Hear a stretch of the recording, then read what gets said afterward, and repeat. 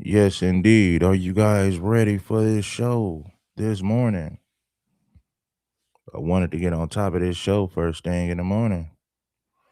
What's good with you all? We're gonna let some people get up in here, man, for the early morning live stream, man. Yeah. As the smoke clears, man. Where my people at, man? What's up with the people? Let me see. What did I do, man? Jada, what's popping, man? What's popping? Let me look at this real quick. The last show I did was okay. That was Monday, right? Today's the 11th. I didn't do nothing yesterday, but I did a show Monday. Okay. Monday morning show. Hey yo, what's popping, man? Shout out to Big E. Shout out to everybody that is rocking with me. Yeah, man. Spice. Hey man, it's about that time right now. So you guys know the Super Bowl, man. I watched the Super Bowl on Sunday, and the first half of the Super Bowl was kind of boring. Then the second half, everything kind of picked up. Now, excuse me. Everybody's talking about the halftime show, right? Everybody's talking about, the halftime show was a big deal. But one thing I'll say is this. Well, I'm gonna say a few things. Matter of fact, I'm gonna say a lot of things. But I want to focus on this point right here. It don't matter who's performing, somebody's gonna have something to say. Because last year when Kendrick Lamar performed, you had a lot of black people who liked it, a lot of black people who didn't like it. You had a lot of white people who didn't like the Kendrick Lamar performance. So they're gonna have something to say about anybody who performs, but I will say this. This is what made the Super Bowl bad, and I'm gonna tell you why. And this is just the reality, and we're gonna dive into the conversation. The whole performance was in Spanish. Now, football fans don't want to listen to anything in Spanish. We don't want somebody who does commentary on the game to speak Spanish. We don't want to hear Spanish music. It has nothing to do with racism. It's all based on the fact that this is an English speaking country. Why would I want to listen to some music and I don't understand the words? It doesn't make any sense, right? Bad Bunny is for the World Cup for soccer. In Latin America, soccer is their sport. Football is not a big thing in Puerto Rico. It's not a big thing in Latin America. Soccer is their main sport over there. So this has nothing to do with racism at all. And then this is what's crazy about this whole situation. The NFL is almost 80% black. Think about that. It's almost 80% black. It's Black History Month. So why would you bring out somebody who speaks Spanish to represent a football game, the biggest game of the year, the Super Bowl? So a lot of black people looked at it like, hold on, this is a slap in the face. You bring out somebody who speaks Spanish, we can't understand a word that he's saying. The man is known to run around in dresses. He dresses like a woman. It's like, come on, man, what are we doing here? Now, let me say this to the Latino community and anybody else who might be listening. Do you guys remember the rapper Little Nas X? Well, we had a problem with him because he was moist and he's a black person. So if we got a problem with him and he's a black person, what makes you think we're not going to have a problem with somebody who performs that doesn't even speak English? Somebody who promotes moist activities. Check me out and listen to my main point. Little Nas X is black, and we didn't like the fact that he promoted a rainbow agenda. A rainbow agenda. So what makes you guys think we're not going to have a problem with this guy who's promoting a rainbow agenda, who runs around in dresses, and to put the icing on the cake, he don't speak English. All of his music is in Spanish. Now, if you a fan of the halftime show, if you a fan of football in general, you watching a halftime show like, what the hell is this? I don't understand a word that he's saying. And then they go into this, oh, you guys are racist. You don't like him because he's this. No, we didn't like it because for one, he's promoting moist activities. For two, he don't speak English. We don't understand the word that he's saying. Listen, we shouldn't be forced to listen to something Spanish in an English-speaking country. That's what it's really about. White folks still roasting them. Yeah, I'm already knowing. White people been going in. So I don't know why they talking about black people. White people, if you think black people are pissed off, look at white folks. Let me say this to the Latinos. Black people are we're just expressing our thoughts on the situation. White people are the ones who are really pissed off about it. Good old American, brother. I'm a good old red-blooded white American, brother. I don't stand for that halftime show, damn it. That's what the white folks are saying. That's what the white folks are saying. They even lied about his viewership, the viewership numbers, and then 48 hours later, they had to admit it was not the most watched halftime show.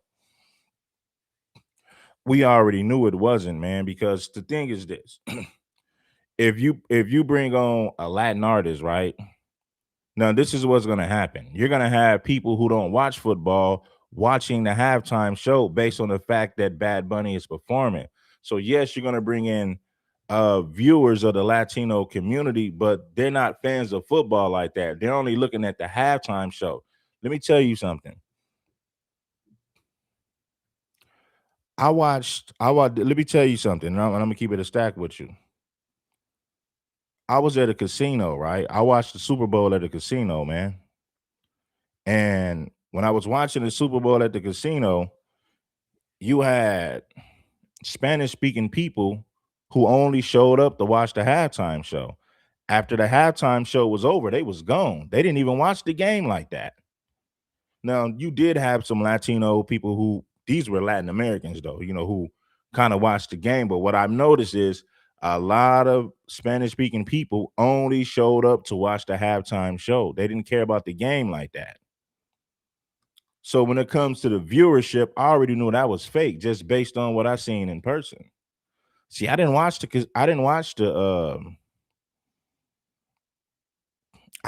football game at somebody's house. I was at a casino.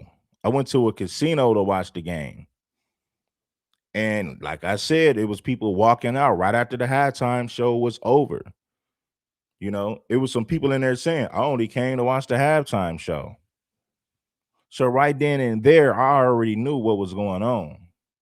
It's a dead giveaway. Shout out to my people. Make sure that you guys bless that like button. It ain't nothing. Tap in with your boy King Supreme. First thing in the morning, Wednesday. Man, this year's. Hey, man, let's get into this conversation though. Check it. Is that true? No, that's actually false. It's a dysphomism in order to discourage us out of feeling pride for our culture. But you know who is living and who remains living under the boot of America? Now, he's pissed off right here. I want you to hear what this guy had to say about FBA people. So I want you to hear what he had to say, and it's pure ignorance. You can't force us to like something that we don't understand. We don't understand something. Stop trying to force us to like something that we don't understand. Speak English. Football is an American sport where people speak English. Don't force us to watch a performance in Spanish. It doesn't make sense. I'm not going to go to a Spanish speaking nation and force them to listen to something in English. It wouldn't make sense. Bad Bunny is not for the NFL. He's for the World Cup soccer.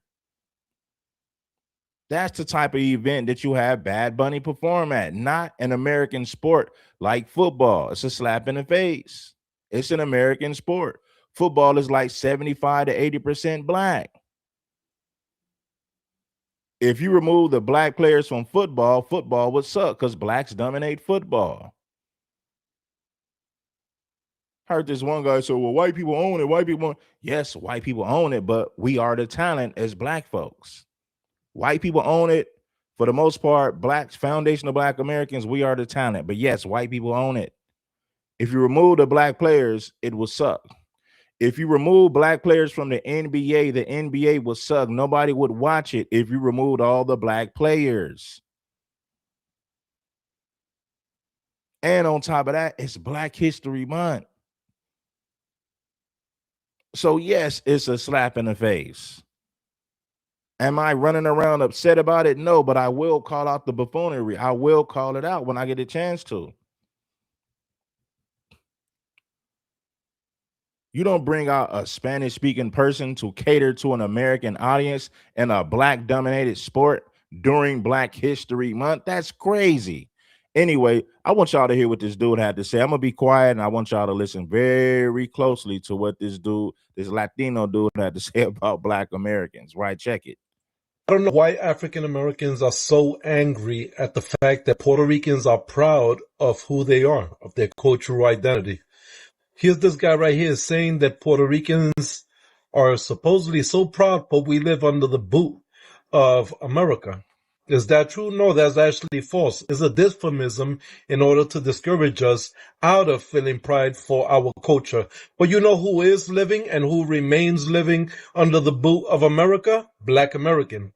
Take into account that in the 1800s, almost 40 or 50 years before slavery was abolished, Republicans founded the American Colonization Society to offer people of African descent to head back to Africa, their motherland, as freed men. The majority of them chose to remain under the heel of white Americans as slaves here in America, and a small minority went to Africa and started Liberia. Let me show you how dumb this Latino dude is. We built this nation. We're not going to a place that we've never been to. Let me show you how dumb he is. Well, they told blacks they can go back to Africa. The white man gave you freedom in Liberia. Why would we go to a country that we're not from? We built America. What do we look like building America and just leaving America? That don't make sense. See, we understand your ancestors didn't build anything. You're a Spanish conquistador. Most of your bloodline comes from Spain. So why don't you go back to Europe? You know what he'll tell you? Well, I was born in America. Or my people are from the Caribbean. Well, guess what? We're American. None of us come from Africa. Our parents didn't come from Africa. Our grandparents didn't come from Africa. So why would we build this nation, build a whole country, and then leave after we built it? No, sir. It doesn't make sense. White people would have loved that. Like, let's use these Negroes to build America and then ship them to Africa after they build a nation. Imagine that. You build something, and then after you build something, somebody say, okay, you can leave now. The job is done. You can leave now. Thank you for your service. Man, please. I want y'all to hear that again. Show you how ignorant these people are. I don't know why African Americans are so angry at the fact that Puerto Ricans are proud of who they are, of their cultural identity. Here's this guy right here saying that Puerto Ricans are supposedly so proud, but we live under the boot of America. Is that true? No, that's actually false. It's a dysphomism in order to discourage us out of feeling pride. They flagged my channel, man. Let me say this to you guys real quick. Let me give you a PSA. Red Supreme TV1 was demonetized, and you had a lot of people flagging it, man. Unfortunately, a lot of people was flagging that channel, so it got removed by YouTube. I'm in the middle of getting that channel back, so hopefully we'll get it back, but that's what happened. Now, do you know YouTube been tripping with this channel? I did a live stream about the Black Panthers. With that fake Black Panther dude, right? And you know how they was marching with guns. Do you know that YouTube flagged that video? And I did this video a month ago. or at least last month, I couldn't go live yesterday. You know why I couldn't go live yesterday? Because they removed the live stream and I couldn't go live for 24 hours. That's how petty YouTube is now. It wasn't a strike, but they removed the video and I couldn't go live for a whole day.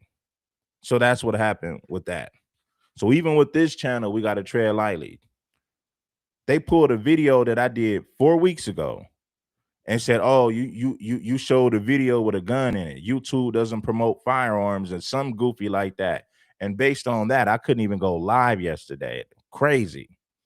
But that I'm telling you how YouTube polices my channel. But anyway, let's get back to the content.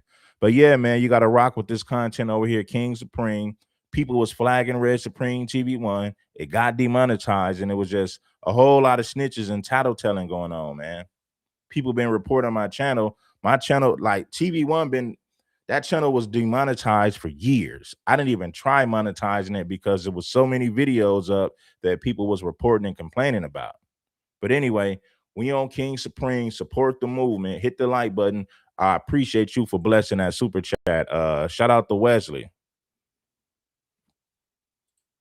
I don't know why African Americans are so angry at the fact that Puerto Ricans are Hold on real quick, guys. proud of who they are, of their cultural identity. Nobody's mad about that. Like, what's wrong with these people and their low IQs? Nobody's mad about you being proud of your culture. What we're saying is that music doesn't represent American culture. It doesn't represent the Super Bowl. Americans don't want to listen to music in Spanish, especially at a Super Bowl, an American event. You have no common sense. You have a low IQ. They don't like us. The black people mad at us because we love our culture. No, the hell we're not. But you're not going to force us to listen to something in Spanish. That's the whole point. Nobody cares a damn about you celebrating your culture. I don't know why African Americans are so angry at the fact that Puerto Ricans are proud of who they are, of their cultural identity. Here's this guy right here saying that Puerto Ricans are supposedly so proud, but we live under the boot of America. Is that true? No, that's actually false. It's a dysphomism in order to discourage us out of feeling pride for our culture. But you know who is living and who remains living under the boot of America? Black American. Take into account that in the 1800s, almost 40 or 50 years before slavery was abolished, Republicans founded the American Colonization Society to offer people of African descent to head back to Africa, their motherland, as freed men.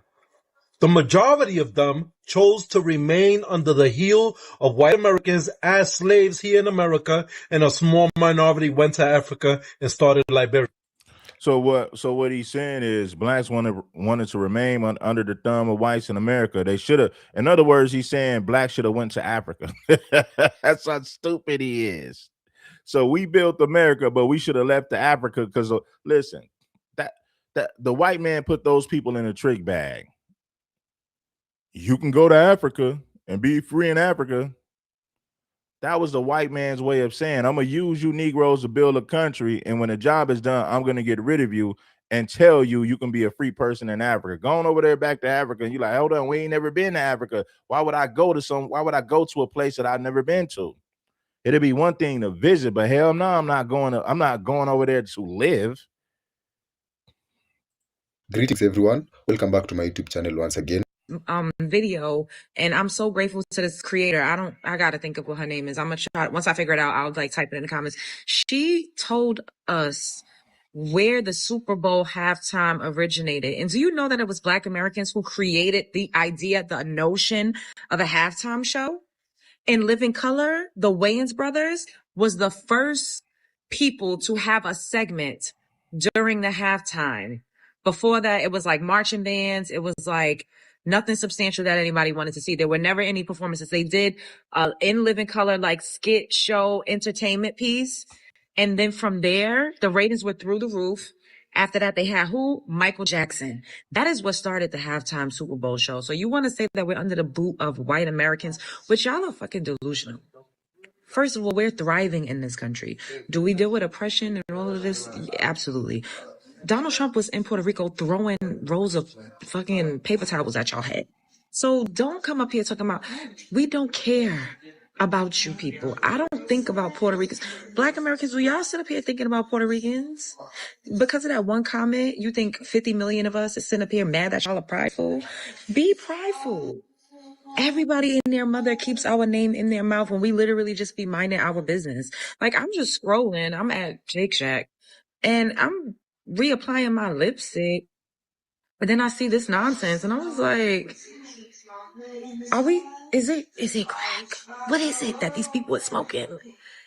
We do not care. But you see how he used that Right. We don't care, man.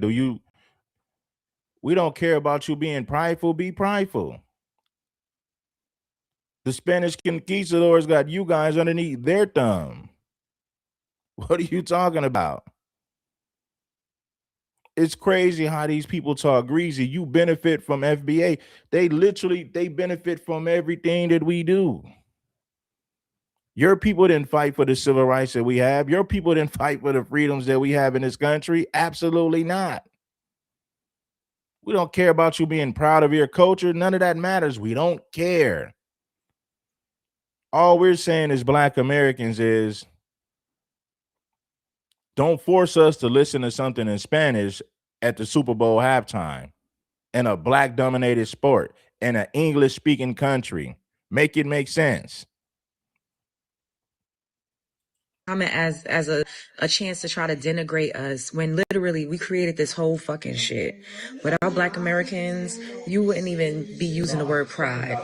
We the ones that coined being proud of yourself. Shout out to that sister right here, Love Jones. I watch her show sometimes. Shout out to her, man. She be standing on FBA business. Shout out to Love Jones. That's her name. That these people are smoking. We do not care. But you see how he used that one comment as a chance to try to denigrate us when literally we created this whole fucking shit. Without Black Americans, you wouldn't even be using the word pride. We the ones that coined being proud of yourself. We are the ones that made it cool to rep your set. Don't ever forget. No, I don't know who's jealous of Puerto Rican. Who even thinks about in my delusion? Like, could y'all tell me? Maybe it's something that I don't know.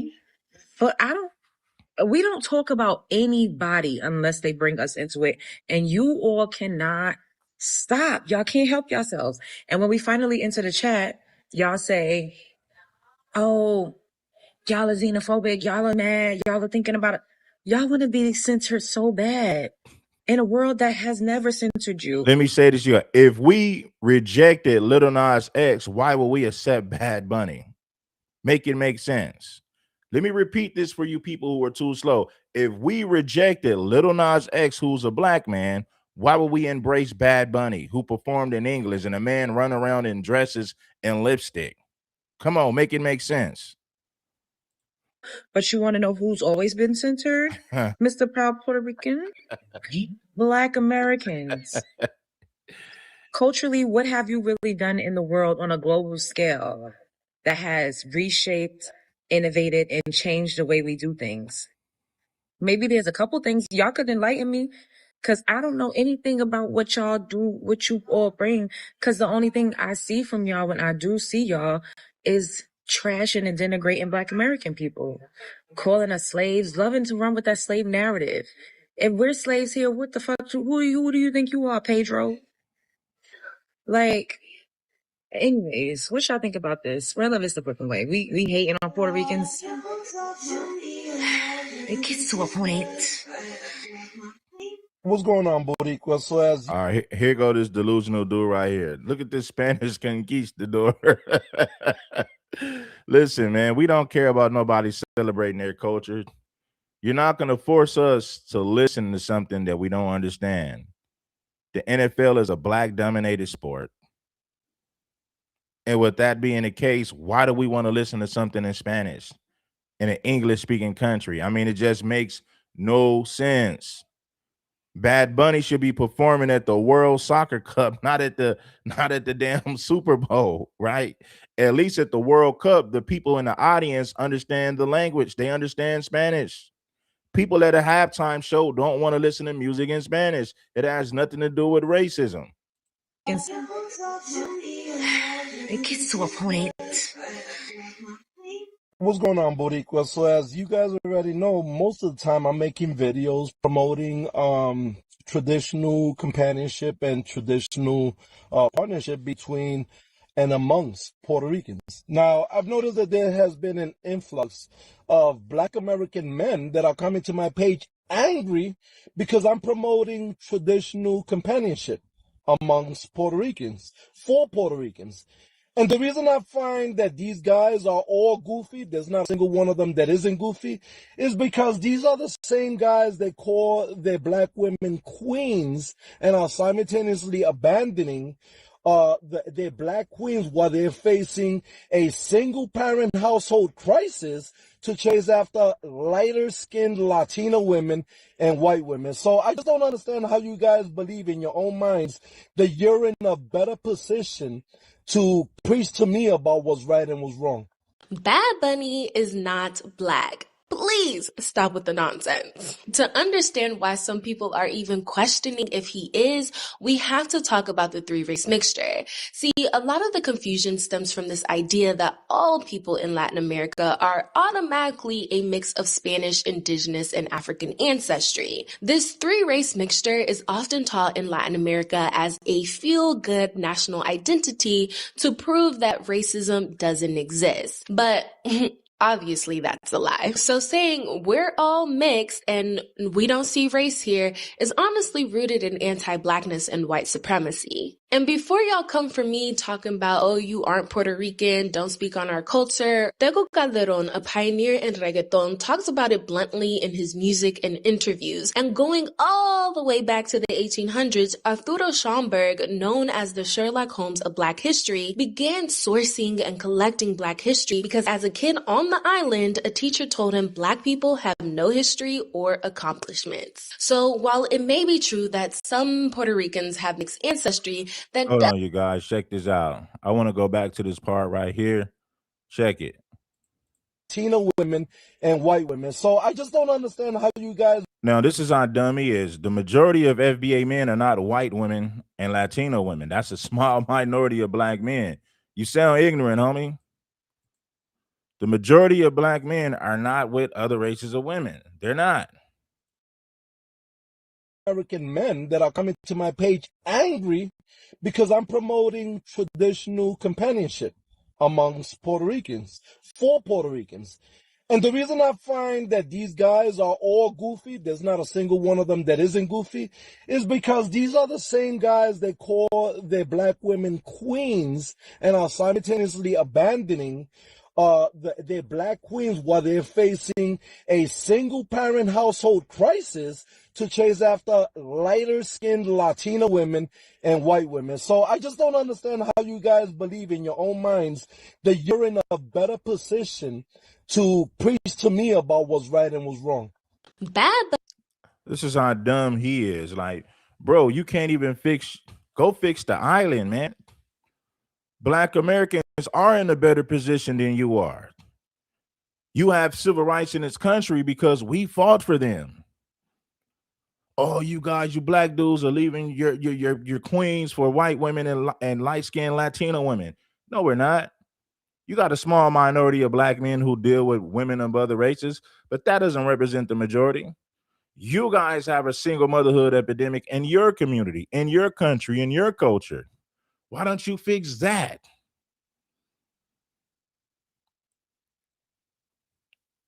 You have civil rights in this country because of us. Your people didn't fight for the civil rights that you have. They did not. And I got to be real. Now that people start talking greasy, I got to be honest with them. What have these people fought for that benefit us?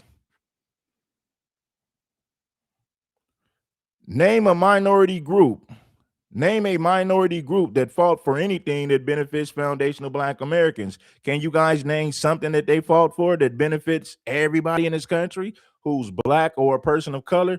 You didn't fight for anything. You're reaping the benefits off of what we fought for as FBA. I gotta hear that ignorance again. Let's go. Now, I've noticed that there has been an influx of Black American men that are coming to my page angry because I'm promoting traditional companionship amongst Puerto Ricans, for Puerto Ricans. And the reason I find that these guys are all goofy, there's not a single one of them that isn't goofy, is because these are the same guys that call their Black women queens and are simultaneously abandoning their Black queens while they're facing a single parent household crisis to chase after lighter skinned Latino women and white women. So I just don't understand how you guys believe in your own minds that you're in a better position to preach to me about what's right and what's wrong. Bad Bunny. Maybe you're mad because your women are dealing with FBA brothers. Maybe that's what you're mad about. You the one that seems mad because I'm gonna tell you, man. Let's continue. Hit the like button. Is not Black. Please stop with the nonsense. To understand why some people are even questioning if he is, we have to talk about the three-race mixture. See, a lot of the confusion stems from this idea that all people in Latin America are automatically a mix of Spanish, indigenous, and African ancestry. This three-race mixture is often taught in Latin America as a feel-good national identity to prove that racism doesn't exist. But obviously, that's a lie. So saying we're all mixed and we don't see race here is honestly rooted in anti-Blackness and white supremacy. And before y'all come for me talking about, oh, you aren't Puerto Rican, don't speak on our culture, Tego Calderon, a pioneer in reggaeton, talks about it bluntly in his music and interviews. And going all the way back to the 1800s, Arturo Schomburg, known as the Sherlock Holmes of Black history, began sourcing and collecting Black history because as a kid on the island, a teacher told him Black people have no history or accomplishments. So while it may be true that some Puerto Ricans have mixed ancestry, that doesn't automatically make someone Black. And it also doesn't erase the fact that Afro-Puerto Ricans who are phenotypically Black move through Puerto Rico and the rest of the world under very different rules. Even if Bad Bunny weren't famous, he would never be treated as a Black person anywhere in the world. He is a white or mestizo Latin American man, y'all, because Latino is not a race, it's an ethnicity. Additionally, he has never said he is Black or Afro-Latino, and I know the white and mestizo Latinx with 10% African ancestry have hijacked what it means to be Afro-Latino. But remember, the Afro part means to identify and be racialized as a Black person in society. I get it, he makes great music, but y'all gotta stop assuming that all Latinos with a bit of curly hair are Black. His argument was like hip-hop started with the Puerto Ricans and Black, and he included Puerto Ricans and Black, and a lot of the financial Black Americans was trying to state that why are you including Puerto Ricans in this conversation of hip-hop, and when they shouldn't be included. Now, me personally, and he says that Puerto Ricans were part of it. Let's get some people to bless the Cash App, man. Let's get some contributors to the show. Show some love and respect to the show. I noticed, man, we had a whole lot of people watching, but a small percentage of people that's actually supporting the content. Been noticing that. Anyway, man, let's get back to it. No, foundational Black Americans created hip hop. There was no co-founders or nobody that helped us create music. Foundational Black Americans ain't never needed another group of people to help us create no damn music. So no. Hip hop was created by foundational Black Americans. Everybody else are just participators. I don't care if you lived in the same community. You don't get to take credit for something that we created just because you live next door or maybe a few of you lived in the community. It don't work like that. I don't get to claim Spanish food because I grew up in a community with Mexicans. Doesn't make sense. Dominicans, Africans, Jamaicans, Black, etc. It's all part of that. So why are you including Puerto Ricans in this conversation of hip hop? and Gotcha. when they shouldn't be included. Now, me personally, and he says that Puerto Ricans were part of it, Dominicans, Africans, Jamaicans, Black, etc. It's all part of that. So personally, I'm on Fat Joe's side of the conversation to say 90% of it is Black, but even if 1% is Puerto Rican, even 1% is Latino, even 1% is African.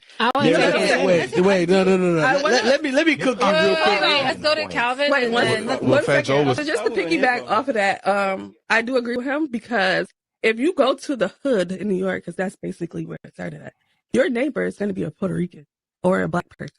So if I'm collaborating or making music and my neighbor comes over, they're Puerto Rican. They're going to have some type of impact on what I'm doing.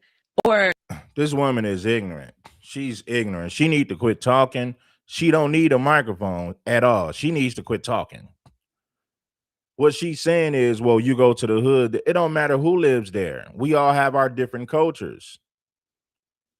Just because we all live in the same neighborhood doesn't mean that we all have the same culture. Musically, we make different music. Things are different. Our language is different. Our cultures are different. The type of music that we create is different. The thing is this. It was easy for Puerto Ricans and Latinos to embrace hip hop because they lived in the community with the Blacks who created it, but they had no hand in the creation. Participation and creation are two different things. You don't get to claim ownership of hip hop just because you live next door to some foundational Black Americans. It don't work like that. I don't give a damn who lived in that community. Foundational Black Americans are the creators of hip hop, hands down. Nobody helped us. Listen, we've never needed help we've never needed help from another group to create any music. We didn't need their help to create jazz. We didn't need their help to create R&B. We didn't need their help to create country, rock and roll, and the list goes on. Funk music. We never needed their help to create nothing, but all of a sudden they helped us to create hip hop. What music? Let me tell you something. And a lot of Latinos gonna get mad. Can you name a music genre that they created? Name a music genre that they created that everybody rocks with in America. Reggaeton comes from reggae. Reggae comes from R&B. So everything traces back to what? FBA. Reggaeton. Take the tone off is reggae. Reggaeton comes from reggae. Study reggae. The OG Jamaican said, hey, we created reggae from listening to Black American music. So it's laughable when you say that these people are it's laughable when you say that they're co-founders of hip hop. It's like, that's one of the biggest lies ever told. And we did a good job at shutting those bogus ass lies down. I think FBA did a good job in shutting that down. Kill that lie. off of that, I do agree with him because if you go to the hood in New York, because that's basically where it started at, your neighbor is going to be a Puerto Rican or a Black person. So if I'm collaborating or making music and my neighbor comes over, they're Puerto Rican. They're going to have some type of impact on what I'm doing. Or like they could be the producer. That's basically like the melting pot of the hood is Puerto Ricans and Blacks. Cass, what culture is it based on? Because like, let's Black go. culture. You take that culture back to Puerto Rico. What are they going to call it? Jungle music. Jungle bunny music. That's what they call it. No, they're going to call it African American music. Morango music. That's the whatever whole we call point. it. It's like Black American music. Right. What I'm saying, as far as like, if we say We're not going to call it Puerto Rican music because it's not Puerto Rican. we're definitely not going to call it that. That's the whole. If it's 95% Black, I would give 5% to the. No, we're not. They the first. Then 5% of what? They had nothing to do with the creation. This is why some people, this woman right here don't need to be a part of the conversation. She's just running her mouth. You don't get credit for living next door to us. And my neighbor comes over. You don't get credit for living next door to us. I can't tell Mexicans that I had a hand in making salsa or whatever dish they make. I don't get to take credit for it because I live next door to them. That is stupid. Well, I live next door to you, so we deserve some credit. Get the hell out of here. They're Puerto Rican. They're going to have some type of impact on what I'm doing. Or like they could be the producer. That's basically like the melting pot of the hood. It's Puerto Ricans and blacks. Cass, what culture is it based on? Because like, let's Black go. culture. You take that culture back to Puerto Rico. What are they going to call it? Jungle music. Jungle bunny music. That's what they call it. No, they're going to call it African American music. Moreno music. That's the whole point. It's like Black American music. Right. What I'm saying, as far as like, if we say we're not going to call it Puerto Rican music because we're definitely not going to call it that. That's the whole. If it's 95% black, I would give 5% to them. No, we're not. They're the first students of hip hop, just like how Eminem is a guest. Puerto Ricans was the first guest in hip hop. Just because you were there and you took a picture of the hip hop party, don't mean you contributed. Hip hop comes from soul, funk music, R&B, jazz, everything that comes from black music. The same thing like what Beyonce is doing. She's taking back our music, like country music. Shout out to this brother, man. I'm glad that he gave the pushback, and not just pushback. He came with the facts. See, hip hop comes from something. Hip hop didn't just fall out of thin air. Hip hop comes from R&B and all the music we created prior to hip hop, funk music, jazz, all those different music genres blended together gave birth to hip hop. But when you don't understand music, you don't get it. You don't understand that. They want you to believe that hip hop just fell out of the air. If you study black culture and black music, you see where hip hop derives from. It comes from everything that we created prior to hip hop. When you listen to those early hip hop records, what did they do? They sampled the oldies. It was samples of oldies. All of that hip hop music back in the 70s, back in the early days of hip hop, it was samples of our music. You blend FBA music together, then you give birth to hip hop. So it's disrespectful for them to say that they had a hand in the creation when we already know they did absolutely nothing. Participation versus creation is two different things. You got participators claiming to be creators. Has been hijacked by white America, and we're not about to let that happen again with hip hop as well. Right. There you go. Say it again, brother. Say it again. Check this out. Basically like the melting pot of the hood. It's Puerto Ricans and blacks. Cass, what culture is it based on? Because like, let's go. You take that culture back to Puerto Rico. What are they going to call it? Jungle music. Jungle bunny music. That's what they call it. No, they're going to call it African American music. Moreno music. That's the whole point. It's like Black American music. Right. What I'm saying, as far as like, if we say we're not going to call it Puerto Rican music because we're definitely not going to call it that. That's the whole. If it's 95% black, I would give 5% to them. No, we're not. They're the first students of hip hop, just like how Eminem is a guest. Puerto Ricans was the first guest in hip hop. Just because you were there and you took a picture of the hip hop party, don't mean you contributed. Hip hop comes from soul, funk music, R&B, jazz, everything that comes from black music. The same thing like what Beyonce is doing. She's taking back our music, like country music. Country music has been hijacked by white America, and we're not about to let that happen again with hip hop as well. Yep. As a Puerto Rican, I'm very glad that a lot of people are talking about Puerto Rico and Puerto Rico. Country music got hijacked by white Americans, and we're not going to let the same thing happen with hip hop. Rock and roll was hijacked by white Americans. We're not going to let the same thing happen to hip hop. This is why it's so important for us to gatekeep our culture and to make timestamps about everything that happens in history. So when people come with lies, we got the timestamps to prove everything we saying. You coming with a fantasy, I reject your deposit. All these lies, we got to shoot them down with facts. House music. Who created house music? Who created disco? The blues. All of this was created by FBA. All of that music that I just mentioned gave birth to hip hop. I got to be real with Africans, Latinos, Asians, and everybody. Foundational Black Americans are the only group in America who make music that influence urban culture. You can't name another race or another group in America who creates music that influences American and urban culture. Nobody else does that besides FBA. If you grew up in a household listening to Spanish music and salsa, that music had no influence on American culture. It never influenced urban culture. So to fix your mouth and say that you're to fix your mouth.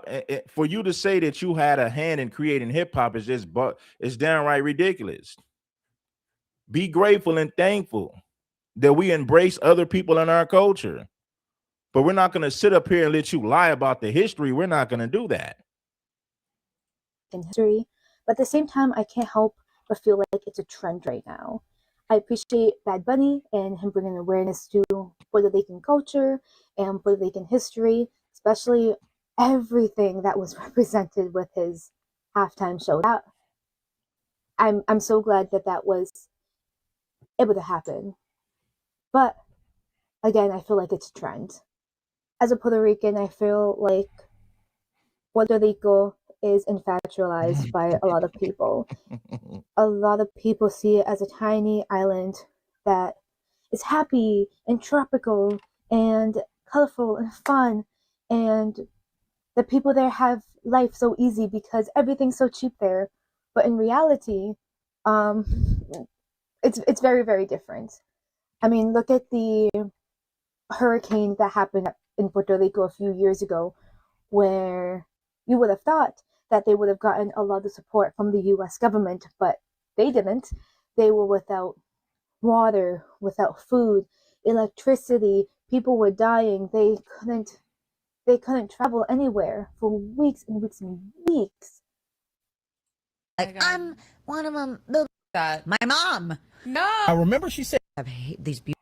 Yes, Nelson Antonio Dennis. That really goes deep into our history, and I think anybody who understands music knows that nobody helped foundational Black Americans create hip hop, because when you understand the elements of hip hop, all of it comes from the music that we made prior to hip hop. All of the ingredients of hip hop comes from FBA soul, FBA music, FBA swagger, FBA style, FBA lingo.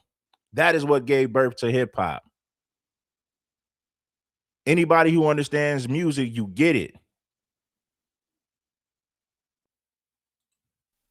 people should read that if you really want to learn more about Puerto Rican history and Puerto Rican culture. Make sure that you guys bless the like button. It ain't nothing. I wanted to get at you guys real early with this one. Okay, now I'm done. Okay, let's talk about colorism in the Hispanic community for a little bit. All my three sisters were blonde. Yeah. And I was the only one that came out with black hair, dark skin, dark eyes. My sisters have these beautiful hazel eyes. My mom's Huera, which is the white one. They call her Tia Huera because she's so light skinned. Yeah. And so I grew up as La Prieta Fea, which means the ugly dark one. No way. Yeah. Oh, yeah. Who called you that? My mom. No. I remember she said that, right? Remember that. Keep that in your head. She's the ugly dark one. Her family called her the ugly dark one. Now keep listening. Like a joke? No, it's like it's in term of endearment, but people would walk up to my mom and go, "Your daughters are so beautiful."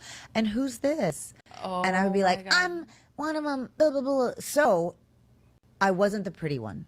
Like I grew up as not the pretty one. So there was a conscious decision. Hold on. Somebody said, please explain how reggae comes from R&B. If you listen to the old school people who created reggae, they will tell you they created reggae listening to Black American music. People in Jamaica was listening to Smokey Robinson, the Al Greens, the James Browns. They was listening to all these different people. Black American music is what influenced reggae, and then reggae influenced reggaeton. Reggaeton comes from reggae. Reggae was influenced by Black American music. Study the history, man. I've done several videos about this. I can show you videos of Jamaicans telling you, and I'm talking about Jamaicans in their 60s and 70s. Old school Jamaicans telling you that Black American music gave birth to reggae. They were heavily influenced by Black American music. So they created their own version. They created their own version and named it reggae. Please study the history. That's all I'm asking you to do. Don't make me show the video. When I was young to be. Now she's saying, this woman right here saying that she was treated different because she was darker. But we already know in Spanish Latino culture, being darker is a bad thing. Being lighter is a great thing. because the whiter you are, the more privileges you have in Latin America. If you go to any one of these Spanish speaking countries, you're not going to see black people in politics. Black people have no media representation. The white Latinos are the ones with all the privileges. The black Latinos live in extreme poverty. Study the history. You ain't got to take my word for it. Look into all these Latin American countries. Look at how the black people are living versus how the white Latinos are living. Look at the politicians in these Latin American countries. All you're going to see is white Latinos. No black representation in the media, no black representation in politics. So that should give you a better understanding of all this anti-blackness that comes from Latino culture. I've been talking about it for a long time. It ain't just limited to Mexico. It's all over Latin America, not just Mexico. Funny one.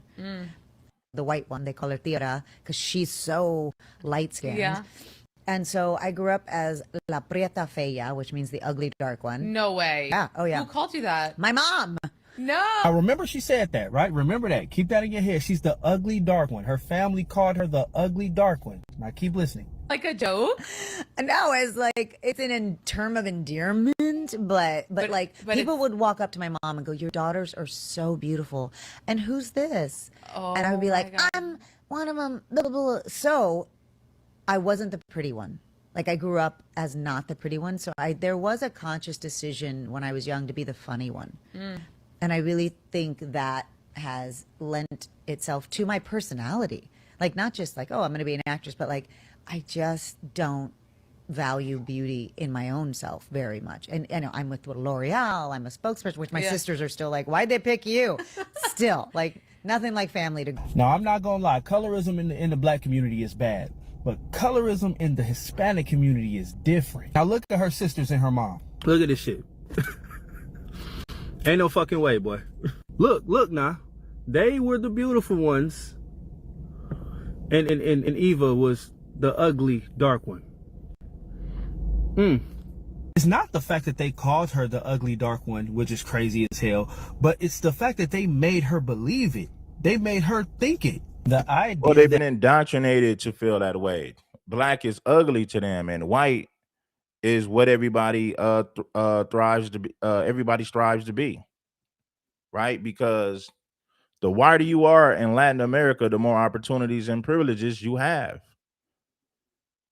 Look at all those politicians in Mexico. You're not going to see melanated people in positions of power when it comes to politics in Mexico and Latin America, period. Those are white-looking European people. I don't care what Latin American country you go to, you're going to see European people in charge. You're not going to see the indigenous or black people or whatever you want to call them. You're not going to, let me just put it like this. You're not going to see melanated people with high positions of power in politics. You're not going to see that in Latin America. You're going to see the white tea people. The white people who speak Spanish, those are the ones who aren't, those are the people that's in power. So anti-blackness is a sickness in Latin America. It's a sickness here in the United States, but it's even worse in Latin America. Black people in Latin America, they are way below the poverty line. If you compared Afro-Latinos to blacks in the United States, you can't even compare it. Afro-Latinos have no political influence in Latin America. They don't. They have zero political influence. They're living below the poverty line, in extreme poverty, in some of the worst living conditions. Afro-Latinos have no political influence in Latin America. I'm just being honest with you, and I don't give a damn who don't like it. Don't get mad at me, get mad at the truth. Well, don't get mad at the truth, get mad at the people who practice white supremacy in Latin America. Don't get mad at me for telling the damn truth. Afro-Latinos have zero political power in Latin America. That lighter skin, blonde hair, light eyes just equals beauty has always been crazy to me. There's this saying in the Hispanic community that basically means purify the race. Don't reproduce or don't have babies with nobody that's darker than you or darker skin. Keep fucking somebody that's lighter than you so you can purify and make the race better, because the race is better when it's lighter and whiter. I'm not saying that there's no black people that think like that. I'm just saying it's crazy that y'all have a whole term for it. Generational systematic brainwashing of colorism, racism, and standards of beauty really need to be studied on every fucking level. And the crazier things with Hispanic is either 0 or 100. Like, it's either... It can't be for me, innit? I don't know what the issue is. Obviously, it's the airport, innit? So I'm waiting for my bags like a normal citizen. Like a real nigga just being a normal citizen. Went on a cruise, and the cruise started from Puerto Rico, innit? And it went around the Caribbean. In order to get on the ship, I got to fly there first. So when I got to the airport, that's when the Wahala started. Obviously, now, boom, I'm coming through the airport. I'm coming down the escalator. I'm seeing bare police. But I'm just thinking, it can't be for me, innit? I don't know what the issue is. Obviously, it's the airport, innit? So I'm waiting for my bags like a normal citizen. Like a real nigga just being a normal citizen. They kept bringing the sniffer dogs around my way. Just bringing it around my way. Constantly, bruv. I'm just gassed to be in Puerto Rico, so I'm not even thinking anything of it. I just want to see my hotel and just relax, because you know what I'm saying? Nah, they've brought this dog around me for the 4th time, you know? Next thing you know, I just felt one pinch on my ass. I just thought, what is this? The dog is trying to bite. I don't know what's going on. The dog is trying to bite. What? One dog is wrestling my trouser, the other dog has jumped on my side. I'm thinking, what's going on? What have I done today? Before we flew out, my bag had a little padlock. I told my girl, do not lock my bag. Don't lock my bag, please. This girl still put a lock on the bag, fam. You see, you women, sometimes listen to your man, you know. They're telling me to open my bag. She don't remember the code. They're telling me to open it right now. They brought out one big machete to cut my bag. I'm thinking, what's going on here, fam? Bruv, when they opened my bag, they started scattering my shit, man. Fucking hell, man. Bruv, if anyone knows me, you know I collect Jordans, innit? That's my thing. I collect Jordans. I've been collecting Jordans for years, bruv. So I took about, 4 or 5 pairs with me. I can't even lie. I took about 5 pairs with me. Bruv, they started bending these Jordans in half. They were bending it. Hey. My chest. This guy's telling me the Jordan that I have and then bending it in half. He's an asshole, man. Oh, this is the Jordan 6 Olympics. These are nice. Bang. Bend it in half. Bruv, your mum should never love you. If your mum loves you, your mum's a dickhead, fam. I tell it, Quincy said it to you, bruv. My shoe was looking like a meat pie afterwards. I was angry. Make sure that you guys bless the like button, man, and show some love to the show. I mean, you don't dominate no basketball. You don't dominate nothing. If you're the greatest people on the planet, how come you don't dominate nothing? Hip-hop. Tell the whole story. So nobody coming out the culture. Y'all never invented nothing. Somebody send me this video. Send me that video. First of all, son, I'm angry. Make sure that you guys bless the like button. Let's get some more people to bless the like button, because this video needs to be in the algorithm immediately. So take your finger that's dripping in pork chop grease and hot sauce and bless that like button. It ain't nothing. No, I'll never go back to Puerto Rico again just because of the airport alone. All your planes, fuck them as well, blood. y'all seen the video of that black dude that's coming for Puerto Ricans right now talking about y'all don't got no culture, y'all never invented nothing. Somebody send me this video. Send me that video. First of all, Puerto Ricans. I'm not taking a shot at nobody's culture. I'm just putting I'm putting things in proper perspective. Everybody should love their cultures. That's not the issue. Loving your culture is not the issue. This is the thing, you guys. I don't care if it was African or Asian. We want to hear music. We want to listen to music. We want to listen to music in English at the Super Bowl. We don't want nobody playing. We don't want to listen to music in another language during the Super Bowl at the halftime. This is an English-speaking country, and football is a black-dominated sport, and it's Black History Month. Why do we want to listen to something in Spanish? We don't understand the language. We don't know what they're saying. How can we vibe to something and we don't even know what this person is saying? Bad Bunny walks around in dresses and lipstick. If the black community rejected Lil Nas X for rainbow activities and he's black, what makes you think we're going to embrace Bad Bunny when he's a rainbow community member who runs around in dresses and the man can't even speak English? So why would we want to listen to that at the halftime show during the Super Bowl? Makes no sense.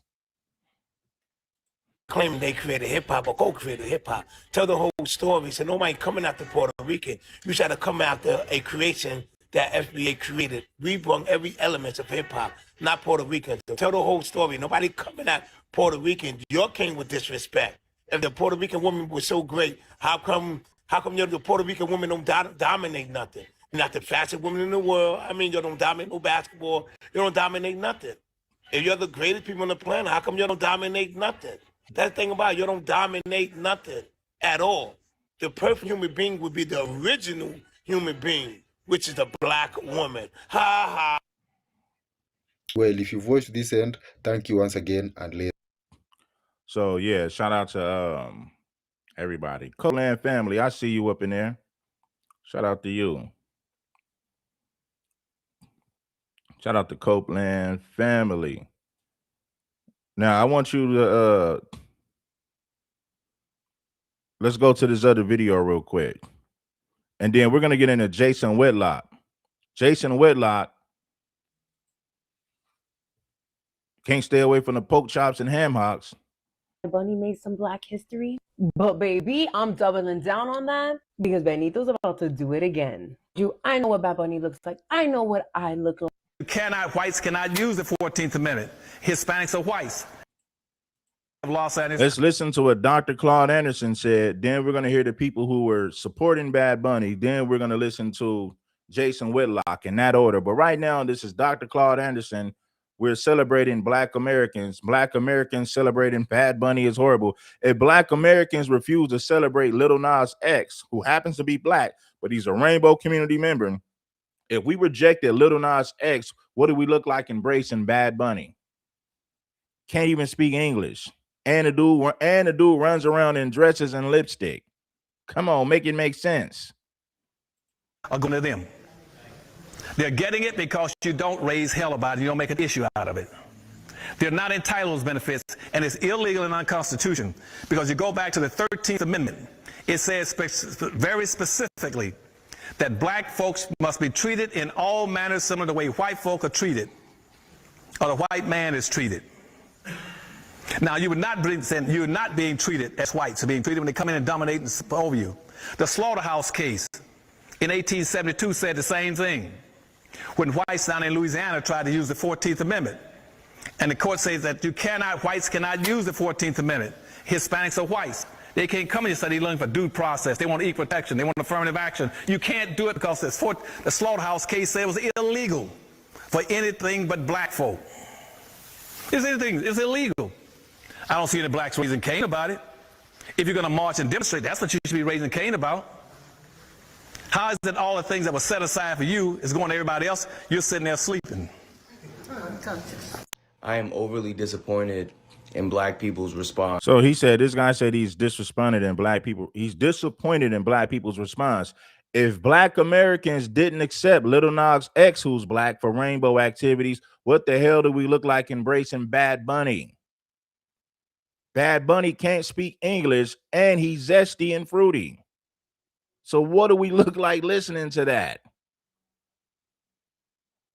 I'm disappointed in black Americans. No, be disappointed in yourself. You're not going to force us to listen to some music in Spanish and we don't understand the lyrics. And the guy himself, Bad Bunny, walks around in dresses and lipstick. Why do we want to listen to that? If the black community rejected Lil Nas X, who happens to be black, what do we look like embracing Bad Bunny, who don't speak English and he runs around in dresses and lipstick? Come on, make it make sense. Blacks raising Cain about it. If you're going to march and demonstrate, that's what you should be raising Cain about. How is it all the things that were set aside for you is going to everybody else? You're sitting there sleeping. I'm overly disappointed in black people's response to the Super Bowl. And I'm so disappointed at how black people are responding, given that we needed moments like those. We understand what needing a moment and having a moment feels like. So when another minority community has a moment, why are we not celebrating that? Why would we not celebrate another minority community having a moment? It just feels hella selfish. A lot of you guys' perspective on the world is this small. You don't realize it's 20,000 different perspectives around you. The Super Bowl is not just for black people. We had Usher. We got Rihanna. We got Kendrick Lamar last year. And when Kendrick Lamar was doing all that symbolic stuff about America, you know what white people were saying? Oh, I don't understand that. That was just... And we was defending that. Because he was putting on. So, if anything, black people should understand what it's like to have a moment. And for y'all to get up here and diss Bad Bunny and diss the whole Super Bowl because you don't know Spanish is fake to me. I feel like it's fake. Why do we want to listen to something in Spanish in an English speaking country, you dummy? I don't want to listen to music in African. I don't understand it. We have every right to not want to listen. Listen, we have every right to dislike that. You want to force us to listen to music in Spanish when we don't understand Spanish, we speak English. That was disrespectful to place. That was disrespectful to have somebody perform something in Spanish in an English speaking country and a black dominated sport, which is the NFL. You sound crazy. You cannot compare Kendrick Lamar or Usher performing to a Bad Bunny who doesn't even speak English. False equivalence. that. You don't realize it's 20,000 different perspectives around you. The Super Bowl is not just for black people. We've had Usher. The Super Bowl ain't just for black people. The NFL is a black dominated sport in an English speaking country. We don't want to listen to music in Spanish. We don't understand Spanish. Speak English in an English speaking country. In a black dominated sport, the NFL. It just feels hella selfish. A lot of you guys' perspective on the world is this small. You don't realize it's 20,000 different perspectives around you. The Super Bowl is not just for black people. We've had Usher. We got Rihanna. We got Kendrick Lamar last year. And when Kendrick Lamar was doing all that symbolic stuff about America, you know what white people were saying? Oh, I don't understand that. That was just... And we was defending that. Because he was putting on. So, if anything, black people should understand what it's like to have a moment. And for y'all to get up here and diss Bad Bunny and diss the whole Super Bowl because you don't know Spanish is fake to me. I feel like minority to minority, struggle to struggle, Hispanics and black people are very similar in a lot of ways. Not saying we're the same, not saying we went through the same things, but we're very similar. And it's just like, y'all, like, we creating this whole divide, like, oh, I don't understand that. That's, like, we're acting like white people. We're acting like the white people when black people get up on stage and do something and white people respond that way. We're responding the same way when Bad Bunny did this thing. We're responding the same way the white people respond to us. Like, black people are really claiming Super Bowl like, this isn't American football. Nigga, this ain't for you. You really the Super Bowl ain't for us. And you really, y'all have adopted this mindset like the Super Bowl is for black people. It's not. It's for Americans. The Super Bowl is for Americans. So if it's for Americans, you need to speak English. And to take it a step further, the NFL is a black dominated sport. If you remove FBA from the NFL, it would suck. If you remove FBA from the NBA, it would suck. Nobody would watch it. If they removed all the black people from the NFL would suck. It would lack talent. The same goes for the NBA. If you remove FBA. If you remove black people from hip hop, hip hop would not exist if it wasn't for FBA. So what do you mean it's not for us? 80% of the talent on the NFL, 80% of the talent in the NFL comes from FBA people. So there would be no NFL if it wasn't for FBA. What do you mean it's not for us? Now, this dude is an Afro-Latino. He's a black Latino, so he's confused. He don't know if he want to celebrate his race or culture. He want to be loyal to a European culture, which is Spanish culture. He's more loyal to a culture than he is his own race. This dude right here is confused 100%. They don't even like black people in Latin culture. They talk bad about, listen, this is what's crazy when I see Afro Latinos. Do you guys realize how bad they treat Afro Latinos in Puerto Rico, in Mexico, in Latin America in general? You're living in some of the worst conditions ever. Afro Latinos have no political influence. They talk bad about you guys. And you mean to tell me you're going to represent a culture that doesn't like you over your race? You're crazy. You're confused. Like, black people are really claiming Super Bowl like, this isn't American football. Nigga, this ain't for you. You really going the Super Bowl ain't on stage and do something and white people respond that way? We're responding the same way when Bad Bunny did this thing. We're responding the same way the white people respond to us. Like, black people are really claiming Super Bowl like, this isn't American football. Nigga, this ain't for you. You really going the Super Bowl ain't for us. And you really y'all have adopted this mindset like the Super Bowl is for black people. It's not. Do you know the people that own the Super Bowl, the NFL? None of them are black. They do this for money. They don't care about you. So for you to claim American football, claim this is not the football I know. It's not, because it's not for you, gang. I'm disappointed in a lot of y'all. Disappointed. Nobody cares about what you're disappointed about. There will be no NFL if it wasn't for FBA. Black Americans, foundational Black Americans. So what do you mean it's not for us? If you remove FBA talent from the NFL, it will suck. Nobody would watch it.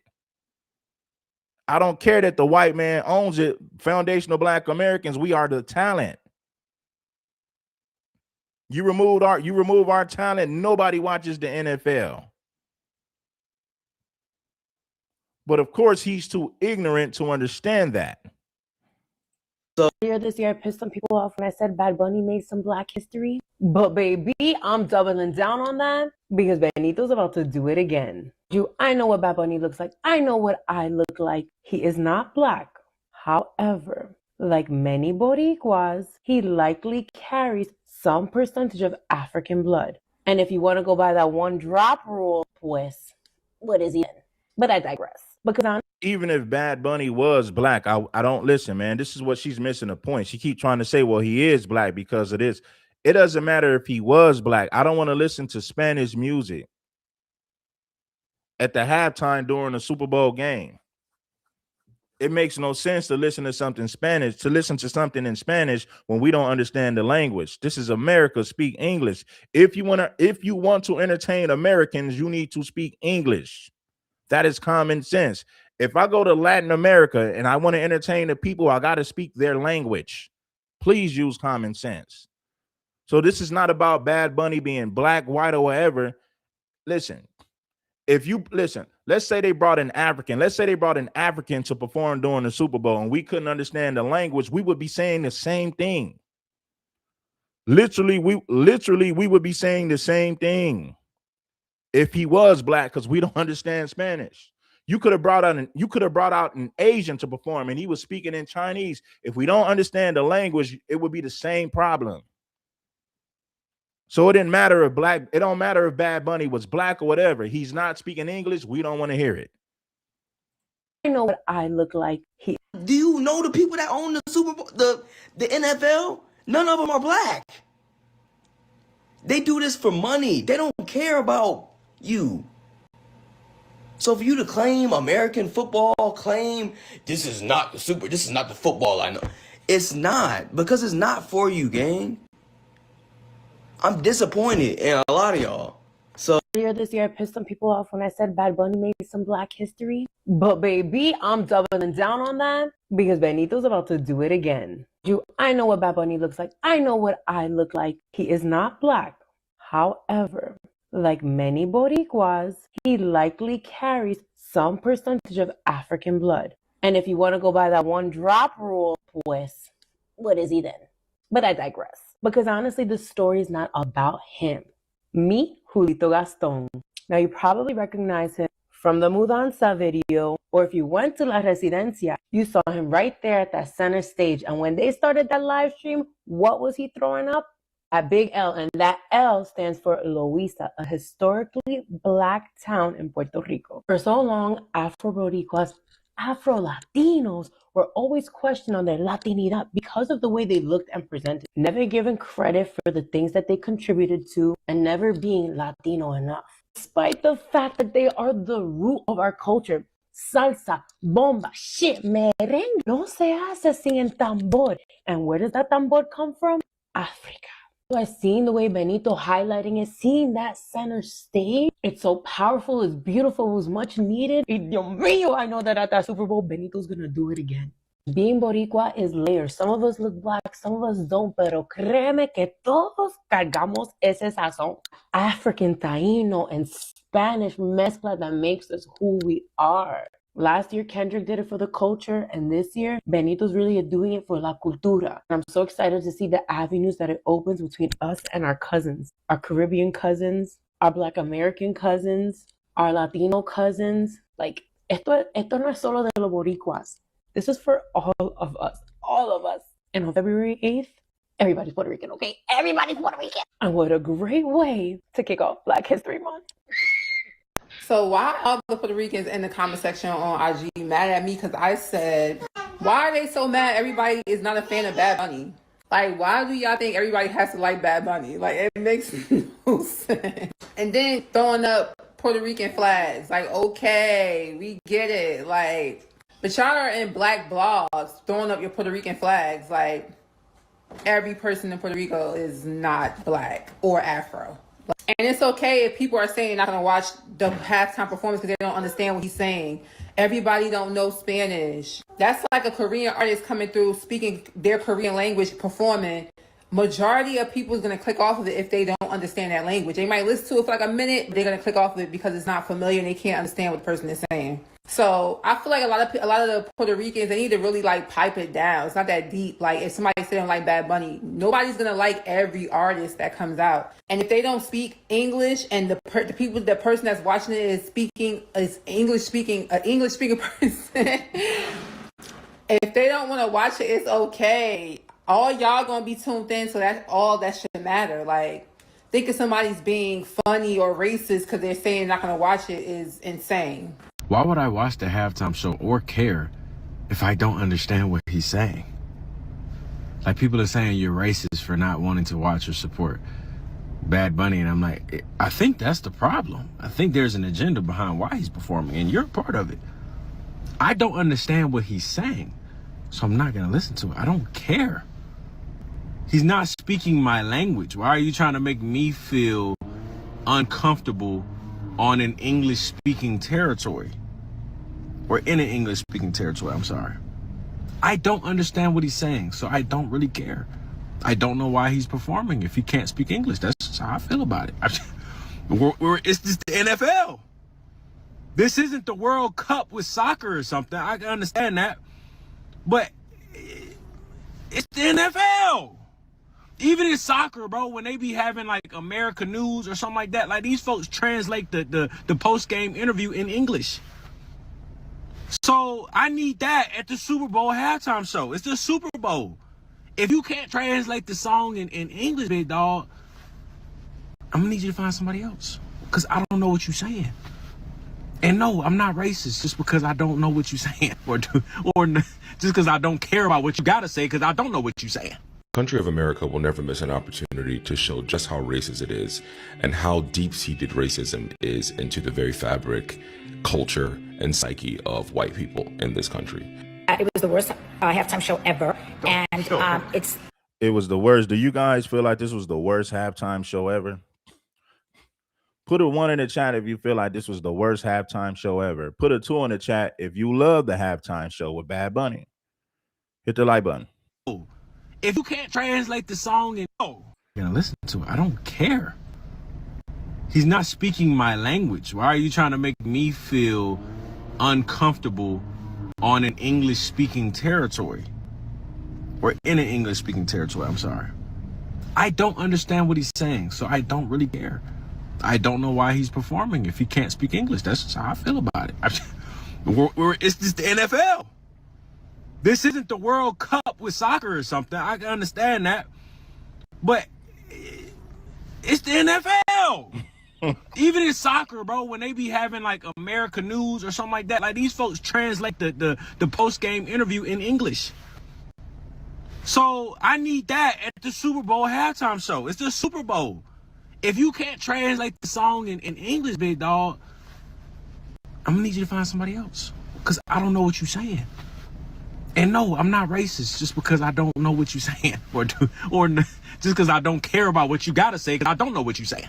Country of America will never miss an opportunity to show just how racist it is and how deep-seated racism is into the very fabric, culture, and psyche of white people in this country.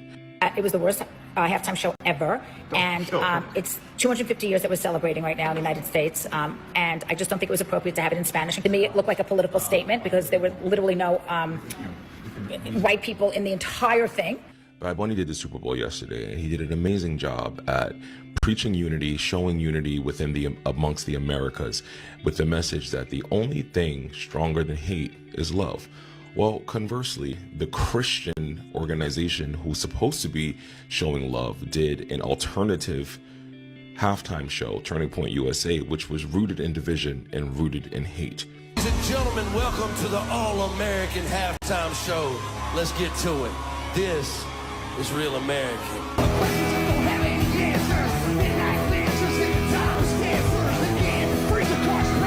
Yeah, see, they brought out Kid Rock right there. Being racist makes no sense. Turning Point USA said, man, we're not doing this. We're going to bring out Kid Rock. I'm going to be real with you guys. I would rather listen to Kid Rock than Bad Bunny. And I'm not a fan of Kid Rock, but at least I can understand what's being said. You know, Turning Point USA said, no, we're going to do our own thing with this halftime show. And that's exactly what they did. But let's get back to the content. Make sure that you bless the like button. It ain't nothing. Sense. I battle every day with how racism even exists because it's illogical on so many levels, but it takes too much energy. And if America was just bland, mayonnaise, seasonless, boiled chicken, white rice on white toast, this would be one of the most boring countries in the universe. The beauty of the country of America and the region of America, the continent of America, and respectively the Americas is a diversity in what we produce and how we all share a similar story. No, we don't. No, we don't. I don't want to hear this. Get out of here. It has to take a lot of energy to be racist. Just don't be racist. It's pretty simple. Well, unfortunately, America was built on that, right? So that's the foundation of America. America was built on racism and white supremacy. So it's not going to go away. It's the foundation of this country. It was literally built on racism and oppressing other people to empower whites. All right, TikTok. So let's talk about this. Just getting up aftermath of the Super Bowl party we had last night. And I still got some of the decorations up. I mean, I'm just moving around. I'm looking at TikTok. And a lot of people are starting to weigh in on this halftime show. And I'm hearing a trend. Now, I actually watched the halftime show. I was going to watch Turning Point, but I didn't. I had some people over the house that really wasn't with that. So, me being me, let's see how Bad Bunny does. And I fully went into this expecting that Bad Bunny would do the same old, same old. You know, when I say that, I mean the red outfits, the dress, you know,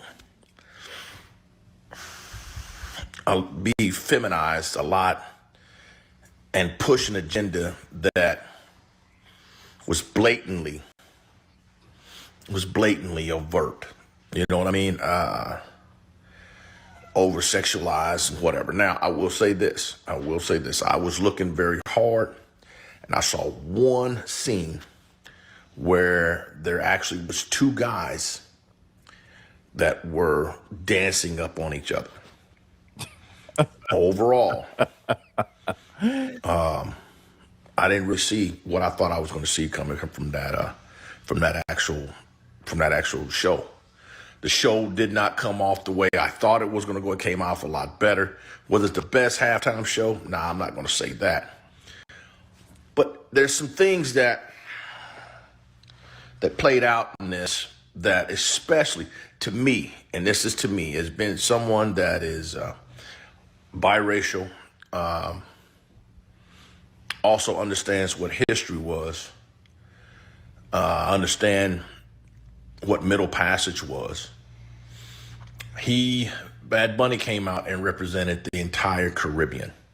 And if you don't know the link, this is Black History Month. If you don't know the link between Black history and the Caribbean, then I don't know, you're willfully ignorant. People don't understand, a lot of people don't understand the connection between Latin culture and Afro-American culture. They are so intertwined that it's really hard to separate them. Now you sound crazy. In Latin America, there's no connection, man. Like, stop it. Stop it. You got people in Latin America who are black that will tell you they're not black. Why? Because they've been brainwashed, they've been indoctrinated. So no, it's not the same. These are the same people that when they come to America, they try their best to align with white supremacists. We don't have the same struggle. It is not the same. Stop trying to link us together when there's no connection. You cannot compare Caribbeans to foundational Black Americans, especially when you're talking about the white Caribbeans, the non-Black Latinos, and even when you're talking about the Black Latinos, they're brainwashed. They don't want to be Black. But then this is the thing, they'll be Black when it's convenient. What I notice about a lot of Afro-Latinos, they'll be Black whenever it's beneficial for them. See, we can't turn the light switch on and off. We got to be Black every day, all day. There's no such thing as the FBA picking and choosing when it's beneficial to be Black. See, but Afro-Latinos and people, they can pick and choose when they want to be Black. And then when it's convenient, they'll say that they're Latino when it's convenient to say that. So in reality, they're playing both sides of the field, and we ain't gonna let them do it. It's FBA or nothing. They are what they are. They talked about the different flags that he flew. Almost all the flags that he flew and coming into the end of the video were places of middle passage. These were stopping points. These were holdover points for indigenous African people coming to the Americas. This is where they went to. This is where they were staged. This is where they were sold. This is where they came from coming into the Americas. And the music that he played, the rhythm that he played, if you are a musician, you understand that the rhythm that he actually had in music comes of West Africa. That's because Caribbean music does come from Africa. We know this. Latin American dances, spices, and foods, a lot of that stuff comes from Africa. It's African influence. We understand that. People in the Caribbean are direct descendants of West Africa. That culture didn't come from Spain. It didn't come from Europe. The way they dance, the drums they listen to, their rhythms, all of that comes from Africa. We know this. But see, with that being said, they still want to be white. The majority of people in Latin America mark white in the census. The majority of them still want to be white. Given the fact, even when you understand the fact that a lot of the food, a lot of the dances, a lot of the culture comes from Africa, Black people, we understand that. With that being a known fact, they still want to be white. They still pick the side of the white supremacists. Why do they do that? Because in Latin America, white people are the ones with all the privileges. This is why you got people who are dark-skinned and Black in Latin America who will tell you, I'm Latino, I'm not Black. They're fighting hard to be something that they're not. They embrace culture over race. This is why you got so many Black Latinos, Afro people. This is why you got so many Black people in Latin America who will tell you, I'm Latino, even though we know black is not accepted in Latin America. This is why blacks in Latin America have no political influence. No political influence. They're not even represented in the media. But at the same time, they want to be Latino so bad, even when they're not accepted amongst their Latino brothers and sisters in that country. They're not even represented in the damn media. But you want to be Latino so bad. This is the thing. As blacks in America, we'll tell you black. We're not going to put America over our blackness. But Latinos, Afro-Latinos put being Latino over their blackness. And they're going to continue to lose because black in Latin America is not respected. This is why you have this is why you have no political influence, no political power. Zero, none. Go to any Latin American country and show me a handful of black people that's in positions of power. Show me black people with political influence in Latin America. I bet money you can't show me that. Black people in America are not going to tell you, well, you might have a Sambo like Anton that'll say, I'm American, but even Anton is going to be black when that's convenient.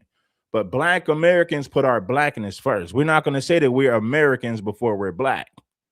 We're foundational black Americans. You get it? Black Americans. So we're always going to represent being black before we represent America because that's who we are. We just happen to live in America, but it doesn't take away from our identity. See, black people in Latin America, they have an identity crisis. They don't know if they want to be black or Latino. One day they're Latino, then the next day they're black when that's convenient. Those people are confused. And then some of them will tell you, I'm not black at all, I'm Latino, and they're dark as ever. So it shows you the level of brainwashing that goes on in Latin America. Just the sound itself, the rhythm to it, isn't West African heritage. But with all that being said, this is where they came from coming into the Americas. And the music that he played, the rhythm that he played, if you are a musician, you understand that the rhythm that he actually had in the music comes out of West Africa. Just the sound itself, the rhythm to it, isn't West African heritage. But with all that being said, Puerto Rico is very much a part of America. This is a melting pot. Now, Puerto Rico is an American territory, but culturally it's not the same as the United States. Let me tell you guys a difference. Puerto Rico it's an American territory, but culturally is not the same as the United States of America. It's completely different. America paid for Puerto Rico. America said, okay, we'll buy it, we own it, but technically, culturally, the United States and Puerto Rico are different. It's night and day. It's not the same. It's not the same. You know, it's just not. Culturally, it's completely different. Culturally, Puerto Rico is way different than the United States. Two different worlds. There's really no connection outside of the fact that America bought Puerto Rico and they paid for it. Outside of that, there's no cultural connection, not for real. It's a different place.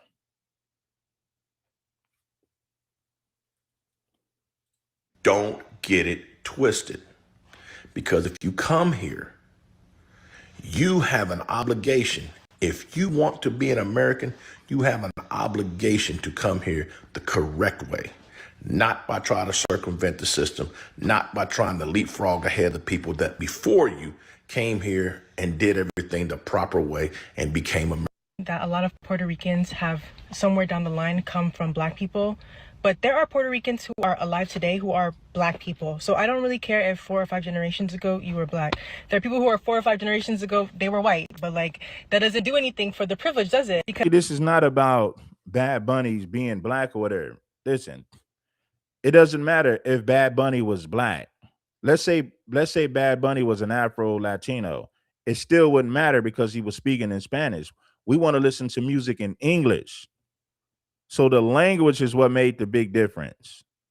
Oh, well, Bad Bunny, he's not black. And even if he was black, it would be the same issue. Nobody wants to listen to Africans performing during the Super Bowl speaking in an African language. We don't understand that. The Super Bowl is an American, the NFL is an American sport dominated by foundational Black Americans. We want to listen to somebody performing music in English, not Spanish, not African, not Asian, not any other language. English and English only. Because being black is how you are perceived in the world, and that is simply what it is. If you're going through the world and people can look at you and know what race you are, then that's pretty much what race is known for. It's just a way of visually telling what someone is. There are many Afro-Latinas that are black people that everybody knows is black 24/7.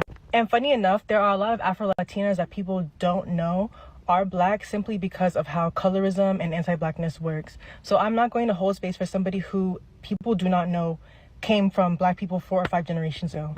This is why we ended up in situations where Jennifer Lopez called herself a black girl, and we have people like Fat Joe who feel over entitled to the culture. Meanwhile, Fat Joe looked like this as a child. So no, I'm not gonna hold.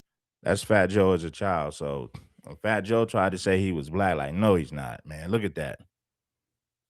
Space for people who don't go through this world looking like a black person simply to say they're black because of, I don't know, access to more privilege than they already have. Bad Bunny doesn't need to be black. He doesn't need that title because he doesn't go through the world as a black person. But there are Afro-Latinos who do go through this world as black people all the time, and yeah, I'm gonna hold space for them, and that's also who I want to listen to, and there's nothing wrong with it. I don't really understand why people are attacking me for wanting to listen to a black person. Like, you really need to unpack why that makes you so uncomfortable that I want to listen to a black person. And I've seen some comments saying that there are no black people in Puerto Rico and everyone is the same color. I don't believe that. If you're black and Puerto Rican, please let me know, because yeah, y'all aren't gonna gaslight me. There are so many incredible Afro-Latinas that I listen to on this app who constantly talk about the anti-blackness within Latinx culture. And they're the ones who really have taught me that I'm not going to get gaslight by y'all. Yeah, because they're really doing the work. And I'm going to tag some of these creators. There's tons of Latino content creators who are exposing the anti-blackness all over Latin America. They're just being real. I already knew this. So for somebody to say there's no black, listen, you got a whole city in Puerto Rico that's full of black people. Loíza, to be exact. You know, in Puerto Rico, you got cities where you're going to see majority black people. Loíza being one of them. I went there. I went to a Black History museum in Loíza. So there's tons of black people in Puerto Rico, all over the Caribbean. So whoever said that was just ignorant.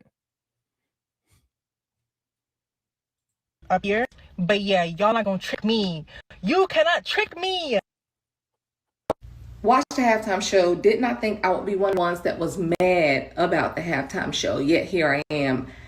I am an American, Black American. It is Black History Month, and for this Bad Bunny person to do the halftime show and add English, why'd you do that? Pissed off. I would have kept it completely Spanish. I wouldn't even said the word I. Nothing that can be translated or understood by someone who didn't speak Spanish. You, next time, Mr. Bad Bunny, sir, you better say gracias de nada, arroz con pollo sofrito, and a nacho. I get what you're saying. You're from both cultures and we're the same, but we're it's not, man. You know, in Latin America, they don't like black people. Black people don't get no media representation in Latin America. Black people don't have no political power in Latin America. This is why you got this is why you have Afro-Latinos, people who you can see. You can look at people in Latin America that are clearly black, and a lot of them will tell you, I'm not black, I'm Latino. Where does that come from? The Spanish conquistadors indoctrinating them. You got people in Latin America who are clearly black that will tell you they're not, they're Latino. So they'll ignore their race to uplift the culture that is clearly anti-black. You Afro-Puerto Ricans got it bad. I mean, you Afro-Latinos, not just the Puerto Rican and Latin America in general. You guys will deny your blackness to uplift the culture that is clearly anti-black. That is a sickness. That is a mental illness. uplifting a culture that's anti-black while denying your blackness at the same time. But you want to be embraced by a culture that's clearly anti-black. No, me no black, I'm Latino, and they don't even like your black ass. Guacamole the whole time, okay? Pissed off. I see what they were saying. Because why? Why would you add anything English? That's not your problem, okay? They better figure it out. They got Rosetta Stone. They got Duolingo. They got Google Translate. Next time. Great show. Go partake in your own fucking culture. And who remains living under the boot of America? Black American. All right, this is what we're gonna do. We're gonna go to this right here. Hit the like button. It ain't nothing. Let's see what Donald Trump had to say about this. Hit the like button, family. I appreciate you all. Well, as we've been reporting, Bad Bunny's historic Super Bowl halftime show included superstars. Let's get some more people to bless the Cash App. Shout out to we got 2 women that bless the Cash App. Where you brothers at on the Cash App? Shout out to Nikisha for the Cash App. Shout out to Tiffany for the Cash App. Where you brothers at? Bless the Cash App. Let's see what Donald Trump had to say about this. Hey, vote for Donald Trump. And a message of unity and cultural celebration. A Grammy Award-winning Puerto Rican singer ended his 13-minute performance surrounded by all of the flags of the Americas with a message on screen behind him that read, "The only thing more powerful than hate is love." He was also holding a football that read, "Together we are America." Many praised the performance, included appearances by Lady Gaga and Ricky Martin, but President Trump took to social media to criticize the show. He called it one of the worst halftime shows ever, saying, quote, "Nobody understands a word this guy is saying." And he called it a slap in the face to our country. CBS News political director Finn Gomez joins me now. So, Finn. It is a slap in the face to our country. You know why? Because, for one, the man don't speak English. For 2, it's Black History Month. Black people dominate the NFL. If it wasn't for FBA, nobody would watch the NFL. So why give us a performer at the halftime show that can't speak English? It was a slap in the face. I agree with Donald Trump 100%. Speak English.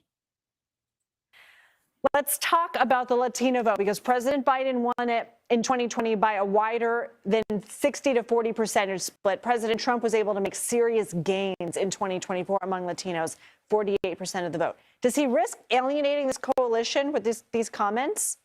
You're right, Lindsay. You know, President Trump did win with 48% of the Latino voters in 2024, but he also won 54% of Hispanic men, historic inroads. But with his reaction last night, Lindsay, both Democrats and Republicans, Latino Democrats and Republicans that I spoke to today, say that he risks further alienating and antagonizing the Hispanic voter who supported him back in 2024, many of whom have been critical of the ICE operations. But of course, the top issue for them still remains affordability. Well, it shows they lack common sense. Donald Trump never hid the fact that he was going to deport people once he got in office. So if you're Latino and you supported Trump anyway, then you can't complain now because the man never made it a secret. The man was public about what his agenda was. He told you exactly what he was going to do the moment he got in office, and he executed the game plan. He said, Donald J. Trump said he was going to make mass deportation a top priority once he got elected as president. So if you're Latino and you voted for him anyway, you can't say that Donald Trump tricked you. He was honest about the whole thing. Let's go. Critical of the ICE operations, antagonizing the Hispanic voter who supported him back in 2024, many of whom have been critical of the ICE operations. But of course, the top issue for them still remains affordability. But in attacking Bad Bunny, he's not just going after arguably the most popular global artist in the world and his fan base, many of whom many have made the argument to me today that in attack, he can also be perceived as attacking overall Latino culture, which was the focus of Bad Bunny last night. We often say the Latinos are not a monolith, but Latino fans of Bad Bunny kind of are, Lindsay. He appeals to Hispanics across demographics and regions. The president may be also trying to galvanize his base during a cycle when he's not on the ballot. It's a chance to mobilize them before the midterms. But even with a theoretical overperformance of the MAGA base, the Republicans can't win in the midterms really without really transferring over that Trump 2024 coalition. And even in our own CBS News polling, it shows that as of right now, there's been a double-digit slide in support among Hispanic voters for the president, showing that they're still really up for grabs and a swing vote, Lindsay. Overall, how is Bad Bunny's performance being viewed from that cultural and political lens? You know, Bad Bunny's performance wasn't really political. It celebrated culture over politics. He didn't say ice out like he did at the Grammys. He said, God bless America. It was more of a celebration of Boricua and Latino culture and an uplift to a community that has been targeted and under attack. Bad Bunny's performance emphasized culture over politics and delivered one of the most, frankly, poignant counter messages. The Latinos are firmly part of the USA. From the beginning, Hispanics have been part of this great American experiment. And I think in speaking to both sides of the aisle, there was this consensus that that was what happened last night. And that was like really the focus, culture, not politics. Lindsay? Ben Gomez, thanks for joining. Hit the like button, man. Show some love to the show. Let's go to the next clip, man. Let's go to this next clip. Hello, everyone. I'm Major Garrett in Washington. Welcome to The Takeout. The Super Bowl is a football game, an entertainment spectacle, a global billboard, and a crucible of American political discord. It began, of course, as just a football game. The entertainment part really picked up in the early 1990s, a year specifically stories converge. Jeffrey Epstein and Bad Bunny. During the Super Bowl, Epstein's survivors appeared in a commercial. Because this girl deserves the truth. Because she deserves the truth. Because we all deserve the truth. The spot was designed to deepen the well of support for transparency and justice, a long-running pursuit of the survivors that, due to a law demanding release of all Epstein files, made this message recognizable. Lyrics sung in English, yet with cultural touchstones and motifs without a no explanation required. Bad Bunny dominated the halftime show without a single lyric sung in English, yet with cultural touchstones and motifs familiar to any American community, animated and enlivened by Latino culture. Puerto Rico, part of America as a commonwealth and where Bad Bunny was born, of course, got extra love, but the Americas and the United States of America were given their reverent due. Even so, an online spat over taste and language ensued. It was led, perhaps predictably, by President Trump. He labeled it absolutely terrible, an affront to American greatness, as well as being supposedly divorced from success, creativity, and excellence. Divorced? Wait, there was an actual marriage, a charming Grammy handoff to a child, and one chart-topping hit after another. Despite predictions to the contrary, cameos from a raft of A-listers yielded scant political fireworks. Bad Bunny, you see, left the fireworks to, well, the fireworks. For the tens of millions who tapped their toes, no explanation was required. What Epstein and Bad Bunny represent to... All right. No, so now you heard that, man. You heard it. So it's just one of those things, man. Like President Trump is facing increased criticism over this for the racist video posted to his Truth Social account last week. He blamed a staffer. The president also spent parts of the weekend posting online, directing some of his commentary at the Super Bowl halftime performer Bad Bunny and even one U.S. Olympian. All right, let's bring in CBS News White House reporter Aaron Navarro. Aaron, the president didn't do much to put out the controversy surrounding that video that he shared featuring the Obamas. What's the latest on this? Hey, Adriana, this was a video shared late last Thursday on Truth Social that featured debunked theories about voter machines and then ended with a bizarre clip of the Obamas with their faces on the bodies of monkeys. That was quickly condemned on both sides of the aisle on Capitol Hill, and hours after that, it was eventually taken down by the White House. Late Friday night, President Trump told reporters he condemned the racist parts of that video, maintained he had not seen the whole 1 minute that was shared. The president has a history of promoting problematic and racist ideas about the Obamas, such as by pushing the birtherism theory about the former president.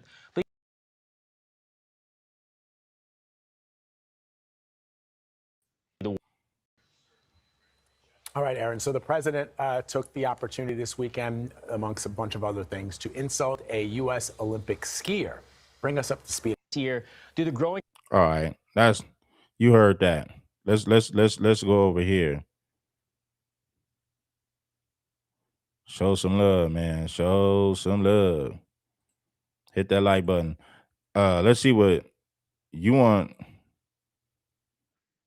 I think the fact that the media tries to make it like there's going to be this monumental thing. I don't think I've ever listened to one song Bad Bunny wrote, and it's just he could be Shakespeare with the mic. I don't know, but I just can't say to my homeboys, "Hey man, put Bad Bunny on." Yeah, you know what I'm saying? Like, no, we only And listen. what type of man names himself Bad Bunny? That's how you know you're dealing with some rainbow activities. You a grown ass man calling yourself Bad Bunny. Then you walking around in dresses and lipstick. Man, I don't want to listen to that. A good bunny or mild bunny, like his name is terrible. Yeah. And like I said, he's a weird dude. And every time the Super Bowl halftime show last year also sucked. The year before that, the only time they're really good is when they have a rock and roll band, because rock and roll music sounds good. Somebody lip syncing through a giant speaker doesn't sound good. So I didn't care. Matter of fact, where I was watching the Super Bowl, they switched to the other halftime show. Yeah. And I think that did like, what, 5 million or something like that. So clearly, America, you don't have to cry about it. It was the 25 million overall with streaming, but 5 million on the network. Click, and that's it. No more Bad Bunny. What did you watch wherever you were sleeping? Well, the Etch-a-Sketch went down. We were sketching out the Super Bowl as fast as we could. I didn't watch, but I did see the fallout from the Sad Bunny show. And I saw some footage that people took in the stands. And he was not having a good show at all. Really? Like, no one was dancing, no one was singing along. That's probably why he deleted his Instagram today. Is like, I mean, how could people sing along? You don't understand the lyrics. Most people in America don't listen to Bad Bunny. Not only listen, most of us, we don't know one song that he's made. For two, we don't understand the language. That's more reason to not listen to it. It sucked. There's like, it was Or bad. he got Cardi B pregnant. Oh, there's that as well. But like, yeah, Latinos didn't know what he was saying. They were like, speak up, I can't understand. The president took to his social media today, and Trump, he's like, he was going to read some lyrics. And Trump was so messed up. He's like, these are some Bad Bunny lyrics. I don't do Trump, I do Christopher Walken. Walking Trump. And here we go, Walking Trump. This year, I don't want sluts. Push it in.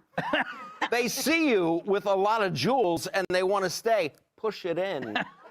They see you really active and they want to stay. Push it in.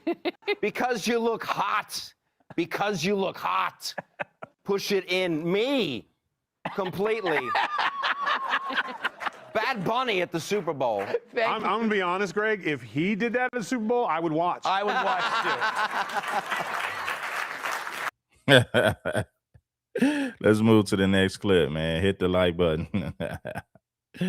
Hit that like button, family. Meanwhile, say the Super Bowl culture clash, 2 halftime shows, 2 very different visions of America, and 1 massive audience watching it all play out. TP USA brought out Kid Rock, man. They said, we ain't gonna listen to that. We're gonna do our own halftime performance. And Kid Rock. Hit the like button, man. Support the show. The NFL handing its halftime stage to Bad Bunny. We just talked about it. An artist who has repeatedly made anti-ICE remarks and openly criticized U.S. immigration enforcement.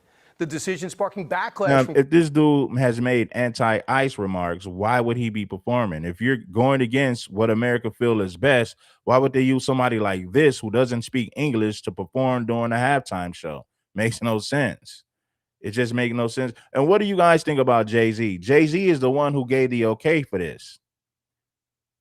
Correct me if I'm wrong, but Jay-Z is the one who gave the okay for this. You should have had Chris Brown performing. You should have had Chris Brown out there performing at the Super Bowl, not no Bad Bunny who can't speak English.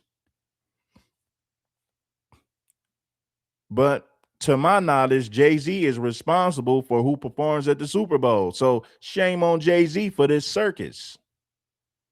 Critics saying this isn't just entertainment, it's a political message on America's biggest stage. In response, Turning Point USA rolled out their star-studded all-American halftime show featuring patriotic themes, conservative voices too. Watch. The artists that have teamed up with us, I just want to say thank you to them. It's very brave of them to do this. It's powerful because what Charlie always loved and knew is that he wanted to be in the forefront of the culture war. And what better way to honor him than just to get in the middle of this and be able to offer an alternative to families. That's the thing that's so beautiful about Turning Point USA and all of our programs. And joining us is Turning Point USA spokesperson Andrew Colvett. Andrew, I watched your show. It was great. How did you do? Do you have a sense of how many people watched? Yeah, it was kind of blew our minds actually a little bit, Brian. And we saw at one point across all the different social channels, we saw over 10 million concurrent views. So that was adding up all of Rumble and all of our partners just on the social side. So, and now the numbers keep trickling in. I mean, right now as I'm sitting here, YouTube's numbers keep updating. And yeah, man, Jay-Z was responsible for that. Jay-Z gave the okay for this to go down.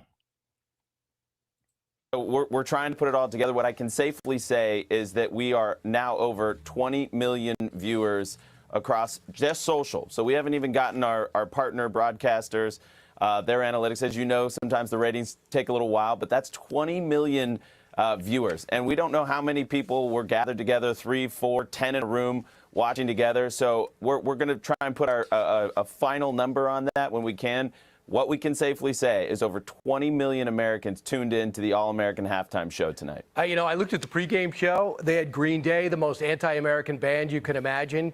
Their hits album was called The American Idiot, and the lyrics reflect what he thinks of America and our policies. And then they have at halftime Bad Bunny. I mean, NFL is the #1 league in the world, and they do a lot right. I don't understand why in the year 250 they wouldn't think red, white, and blue, but you did. Lee Brice also released a song that is so appropriate about our culture. Talk about that. Yeah, he actually wrote that in honor of Charlie. So, he has a ton of hits, and he wanted to play this one. We said, absolutely. He wrote it for Charlie in his honor, so do it. And, I mean, that's what you saw from all of our performers. They did something special to honor the moment, honor how big the stage was, honor Charlie, honor our country. And you saw that from Kid Rock, who said God woke him up in the middle of the night to write another verse to that hit song, Till You Can't. And he used it to, glorify Jesus and lift up his faith and be loud and proud about that. But really, there was no agenda. It was just good music for Americans, for people that wanted to feel proud about their country, wanted to love their country, love their God, and love some great music. So, and that was in contrast to the other guys. That was on full display tonight, Brian. And you notice, if you had Kid Rock, Brantley Gilbert, Lee Brice, and Gabby Barrett all performing tonight. But you mentioned that you went back and looked at Charlie Kirk's tweets. And you noticed that he was always commenting on the halftime show. He's like, why can't they be a little bit more red, white, and blue? Why can't it be a little bit more pro-American when the whole world is watching? And that's what kind of motivated you guys to do something. Yeah, he was always fixated on this event, this halftime institution. He wanted it to lift up the best ideals of our country as opposed to pulling us down or being, kind of the lowest common denominator. He wanted it to lift us higher. He wanted it to be about our highest ideals. And, because of the success that it's blown our minds tonight, Brian. So we are going to commit to doing this again next year. Next year. Yeah, so Jay-Z is responsible for this circus, man. Jay-Z allowed this to happen, man. 100% he did. Let me see what we looking like on those likes, man. We need you guys to support the show in a major way. We need more people on that like button, way more people than what we got right now. We've had 700 some people watching. We got 400 something likes. We need 200 more people to bless the like button, man. Here, we're going to do another halftime show for the country next year. So I'm breaking a little news here, Brian. At 20 million, at very minimum, I think that number is going to go higher, 40, maybe even 50 in the next 24 hours. So I can tell you that's a shot across the bow. People are paying attention, and if you give us a year to plan this thing, I'm really excited to see what we can pull off. But we got to do it for the country, and this was a massive success, and we were grateful to do it. And the Make Heaven Crowded tour gets started for 2026, and that's going to be fantastic too. And of course, the president's going to be counting on you guys to get the vote out with Turning Point Action. So there's a lot of focus on Turning Point. We're busy. And you're a great spokesman for it. And the number, one more time, how many people watched as of right now? Well, what we can say without a doubt, we over 20 million people, 20 million views on social, but that's not broadcast. That's not any of our OTT fast channels. So we don't know what that number is going to be. It could rise as high as 40 or 50 million. We're going to find out that final number tomorrow, but at least 20 million, which we can, you can't even debate. And join me after the show next year, too. Thanks so much. Appreciate it, Andrew. I'm Steve Ducey. I'm Brian Kilmeade. And I'm Ainsley. Hit that like button, man. Shout out to you all. I appreciate everybody for tapping in.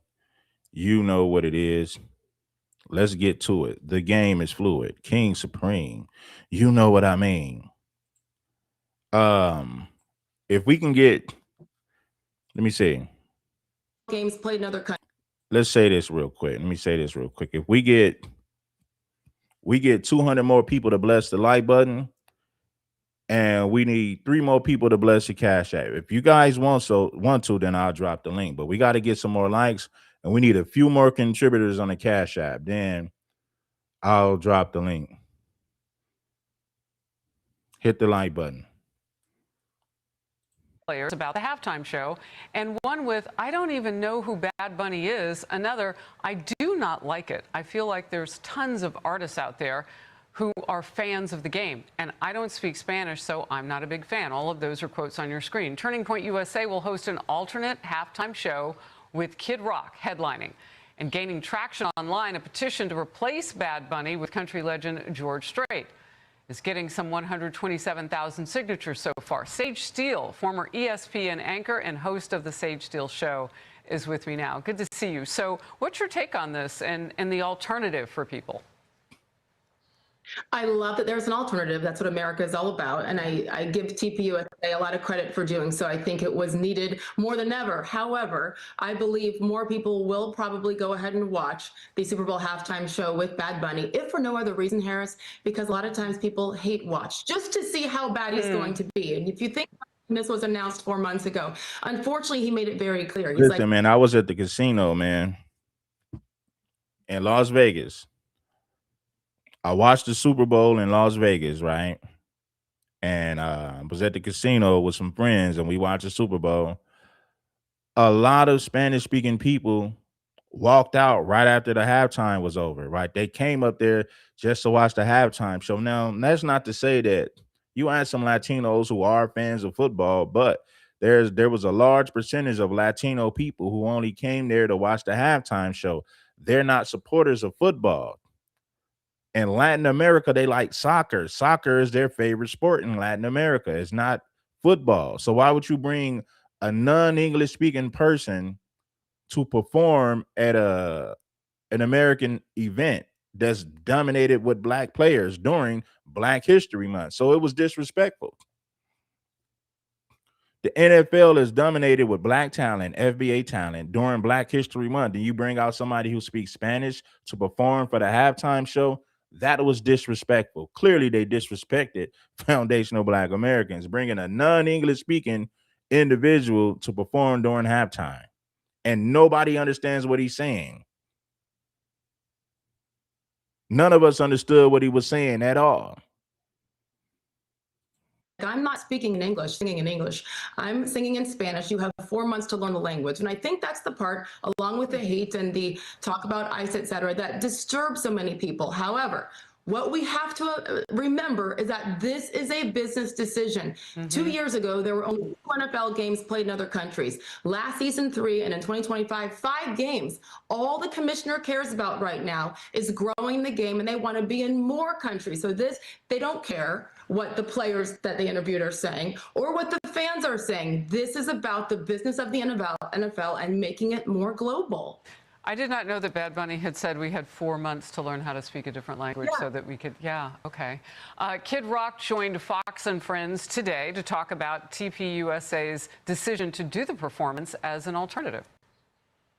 We're just going to go play for our base, you know, people who love America, love football, love Jesus, and it's pretty much that simple. And, you know, of course, the media and the haters are going to try to detract from it. When I say, I think I speak for Turning Point and all the artists involved, that none of us are approaching this with any hate in our hearts at all. It's just a love for our base and love for music, our country.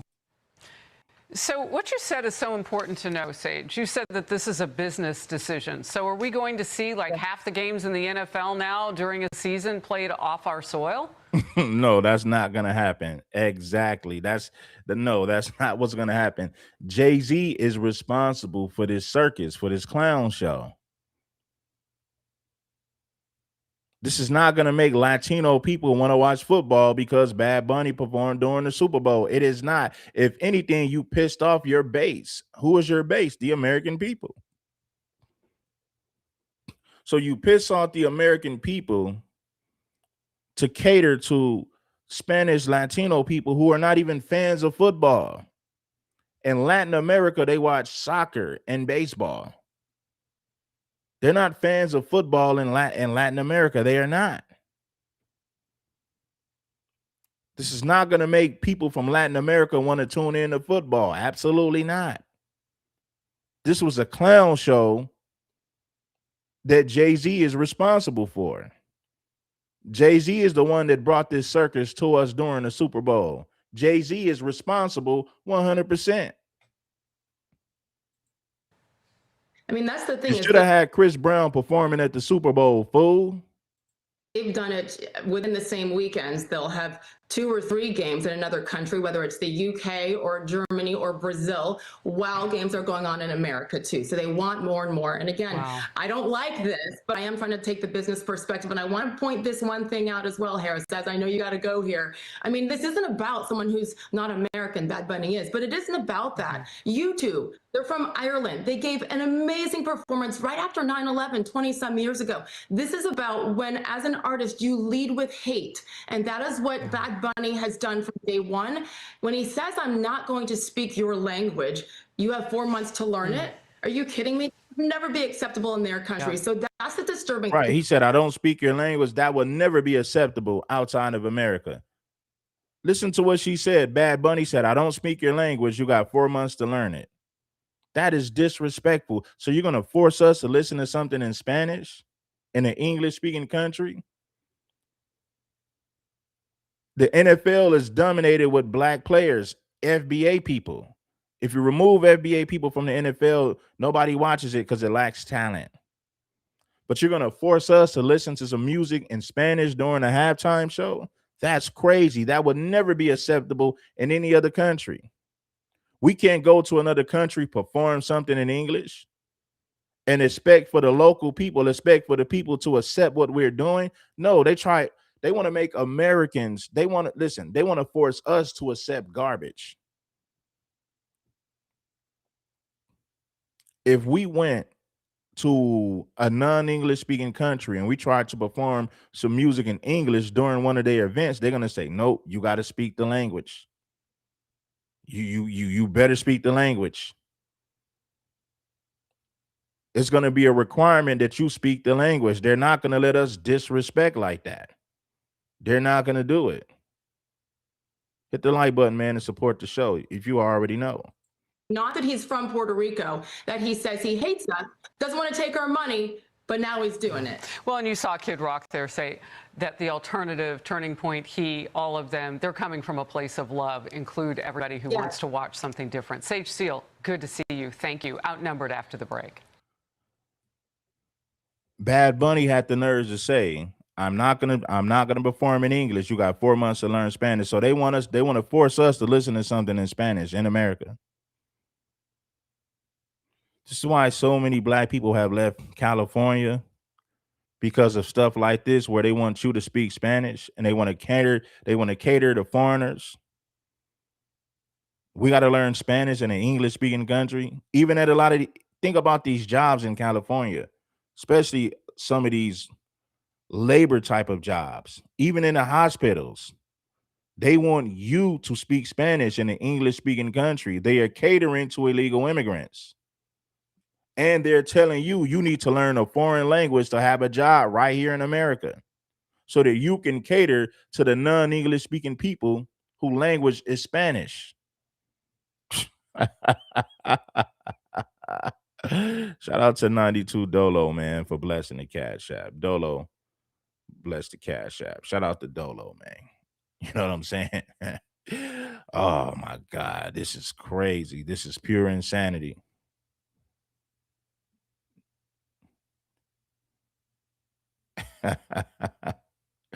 And then Breakfast Club talking about donkey of the day. I don't listen to Breakfast Club, man. That's a liberal platform that supports goofiness.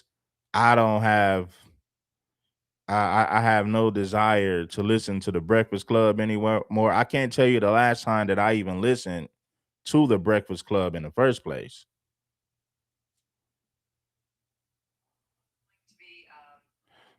You want to hear what Megan? Now, people are mad at Megan Kelly. No, I don't always agree with Megan Kelly, but she's right on this one. Bad Bunny is going to be the Super Bowl halftime show. And he, of course, got lots of snaps for ripping on, you guessed it, Ice. Sot 6. Before I say thanks to God, I'm going to say Ice out. We're not savage, we're not animals, we're not aliens, we are humans, and we are Americans. The hate get more powerful with more hate. The only thing that is more powerful than hate is love. I mean, he's actually trying to pawn that off like it's clever, like it's some sort of profundity. He's against ICE. I mean, I feel like we might want to send ICE down to his compound. He's worth $100 million, reportedly. And let's see, he won 3 Grammys on Sunday, including Album of the Year, the first Spanish language album to win. I'm sure it was totally organic and worthy of it. And there was absolutely no coordination between the Grammys and the NFL, where he's going to be doing the halftime show. He's going to make history as the first Spanish language Latin solo artist just to headline that Super Bowl halftime show next weekend. He will also be the first reggaeton artist to do so. And that's the only thing really interesting about Bad Bunny. Why would I want to listen to a man that calls himself Bad Bunny? That ain't some rainbow community activity nonsense. I don't know what it is. A grown-ass man calling himself Bad Bunny.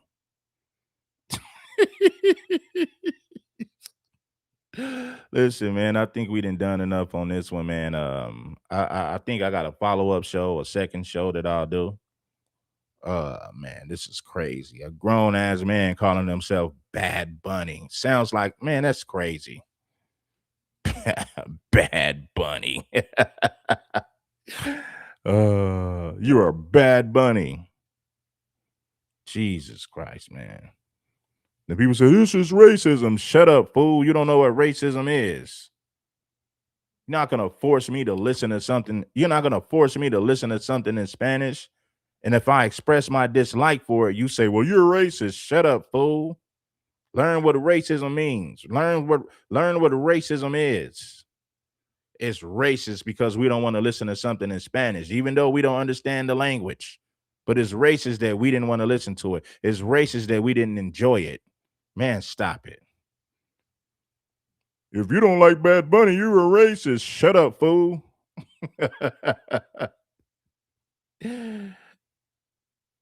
Want to force us to listen to something in a whole nother language.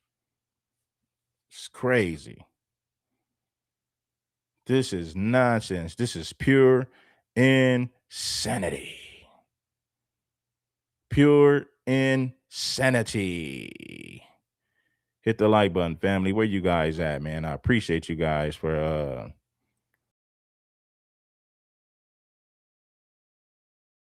and it just is what it is. And I appreciate you all for tapping in and rocking with me. We had to take a day off yesterday, but we back on it today. You know, realer than rap, no cap, giving you the hard hitting facts.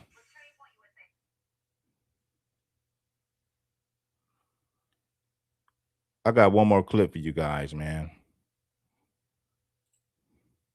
With Turning Point USA hosting their own alternative halftime performance, the show drawing in more than 10 million viewers and more than 25 million views on social media platforms.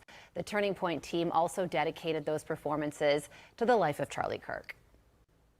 Welcome to the Turning Point USA All-American Halftime Show. And this one's for you, Charlie. Independent journalist Elvita Duffy Alfonso joins me now. Elvita, great to see you. What did you think about the halftime show and the importance of it? Listen, the halftime show, the TPUSA halftime show, was an incredible celebration of American cultural identity, but also our values. You saw Kid Rock literally spreading through his music the gospel during the TPUSA halftime show. It was beautiful. The dedication to Charlie Kirk made me quite literally tear up. And they only had a Well, you already know what to expect from TPS USA. You know, that's a white tea platform. They're going to support white tea things, right? It is what it is. They said, nah, we ain't going to listen to Bad Bunny. We're going to do our own thing at TP USA. And that's exactly what they did. They brought out Kid Rock and a few other white folks. You know, so hey, it is what it is. couple months to put this together, Carly. Had they had the whole year like the NFL, can you imagine what they could have done? And so I hope they do it again next year. I think with the time to put together a venue and artists, I mean, it's going to be even more spectacular. And if I could just add this, the founding fathers, when they first created a national motto, it was E pluribus unum, which means in Latin, out of many, one. And meaning that they understood the unifying importance of having a country where we all can come around and share a cultural identity together. And that's what I felt like the TPUSA halftime show really celebrated. We hear a lot today about diversity is our strength, multiculturalism, divisiveness. That was not this halftime show. It was truly beautiful. It was wonderful, and it was a perfect celebration of America 250. It was certainly unifying. Yeah, you're absolutely right about that. And your wish is about to come true when it comes to next year. Here's Andrew Colvett on an announcement for the future. Watch this. We're going to do another halftime show for the country next year. So I'm breaking a little news here, Brian. 20 million. At very minimum, people are paying attention, and you know, if you give us a year to plan this thing, I'm really excited to see what we can pull off. But we got to do it for the country, and this was a massive success, and we were grateful to do it. And the goal, of course, Evita, of Turning Point as a whole is to inspire young people to join the conservative movement. Do you think that these alternative halftime shows are part of achieving that goal, or is this just about playing fun? Oh, no, 1,000% part of that goal. Charlie Kirk, what made him so special is, first.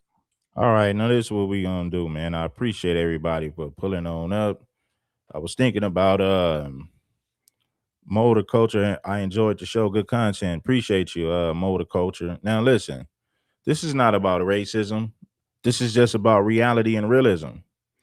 I don't care if Bad Bunny was black. If he was up there performing, speaking in another language, we would say the same thing. So this has nothing to do with racism. It has everything to do with reality and realism. We want to listen to somebody who speaks English, especially at the Super Bowl. This is what you call an American event. The NFL is dominated with black players. Then you got to think about it. This was Black History Month. So to bring up somebody speaking in a whole nother language who clearly doesn't represent the people was a slap in the face. It was disrespect to FBA. Not only was it disrespectful to FBA, it was disrespectful to America in general. You bring up this non-English speaking person to perform at the Super Bowl when we all know that the NFL, that's an American sport. Bad Bunny should have performed at the World Cup. You You get somebody like Bad Bunny to perform at the World Cup, where a large percentage of that audience speaks Spanish. Nobody wants to hear Spanish at a halftime event at the Super Bowl. Nobody wants to hear that. Nobody in America, at least. Oh, you guys are just being racist. No, he can't speak English. That was the whole problem. That was the major problem right there.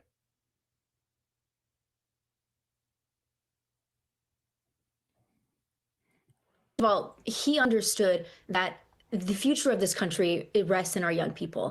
And that's why he was on college campuses trying to quite literally evangelize young people. And he also understood that what we're facing right now as a nation is an identity crisis, is a spiritual crisis. And so everything he did had that in mind. So this halftime show is really— Somebody said, you don't speak proper English. I'm not supposed to speak proper English. Let me tell you something, dummy. The English that we speak in America isn't the same as the English that they speak in the UK, England.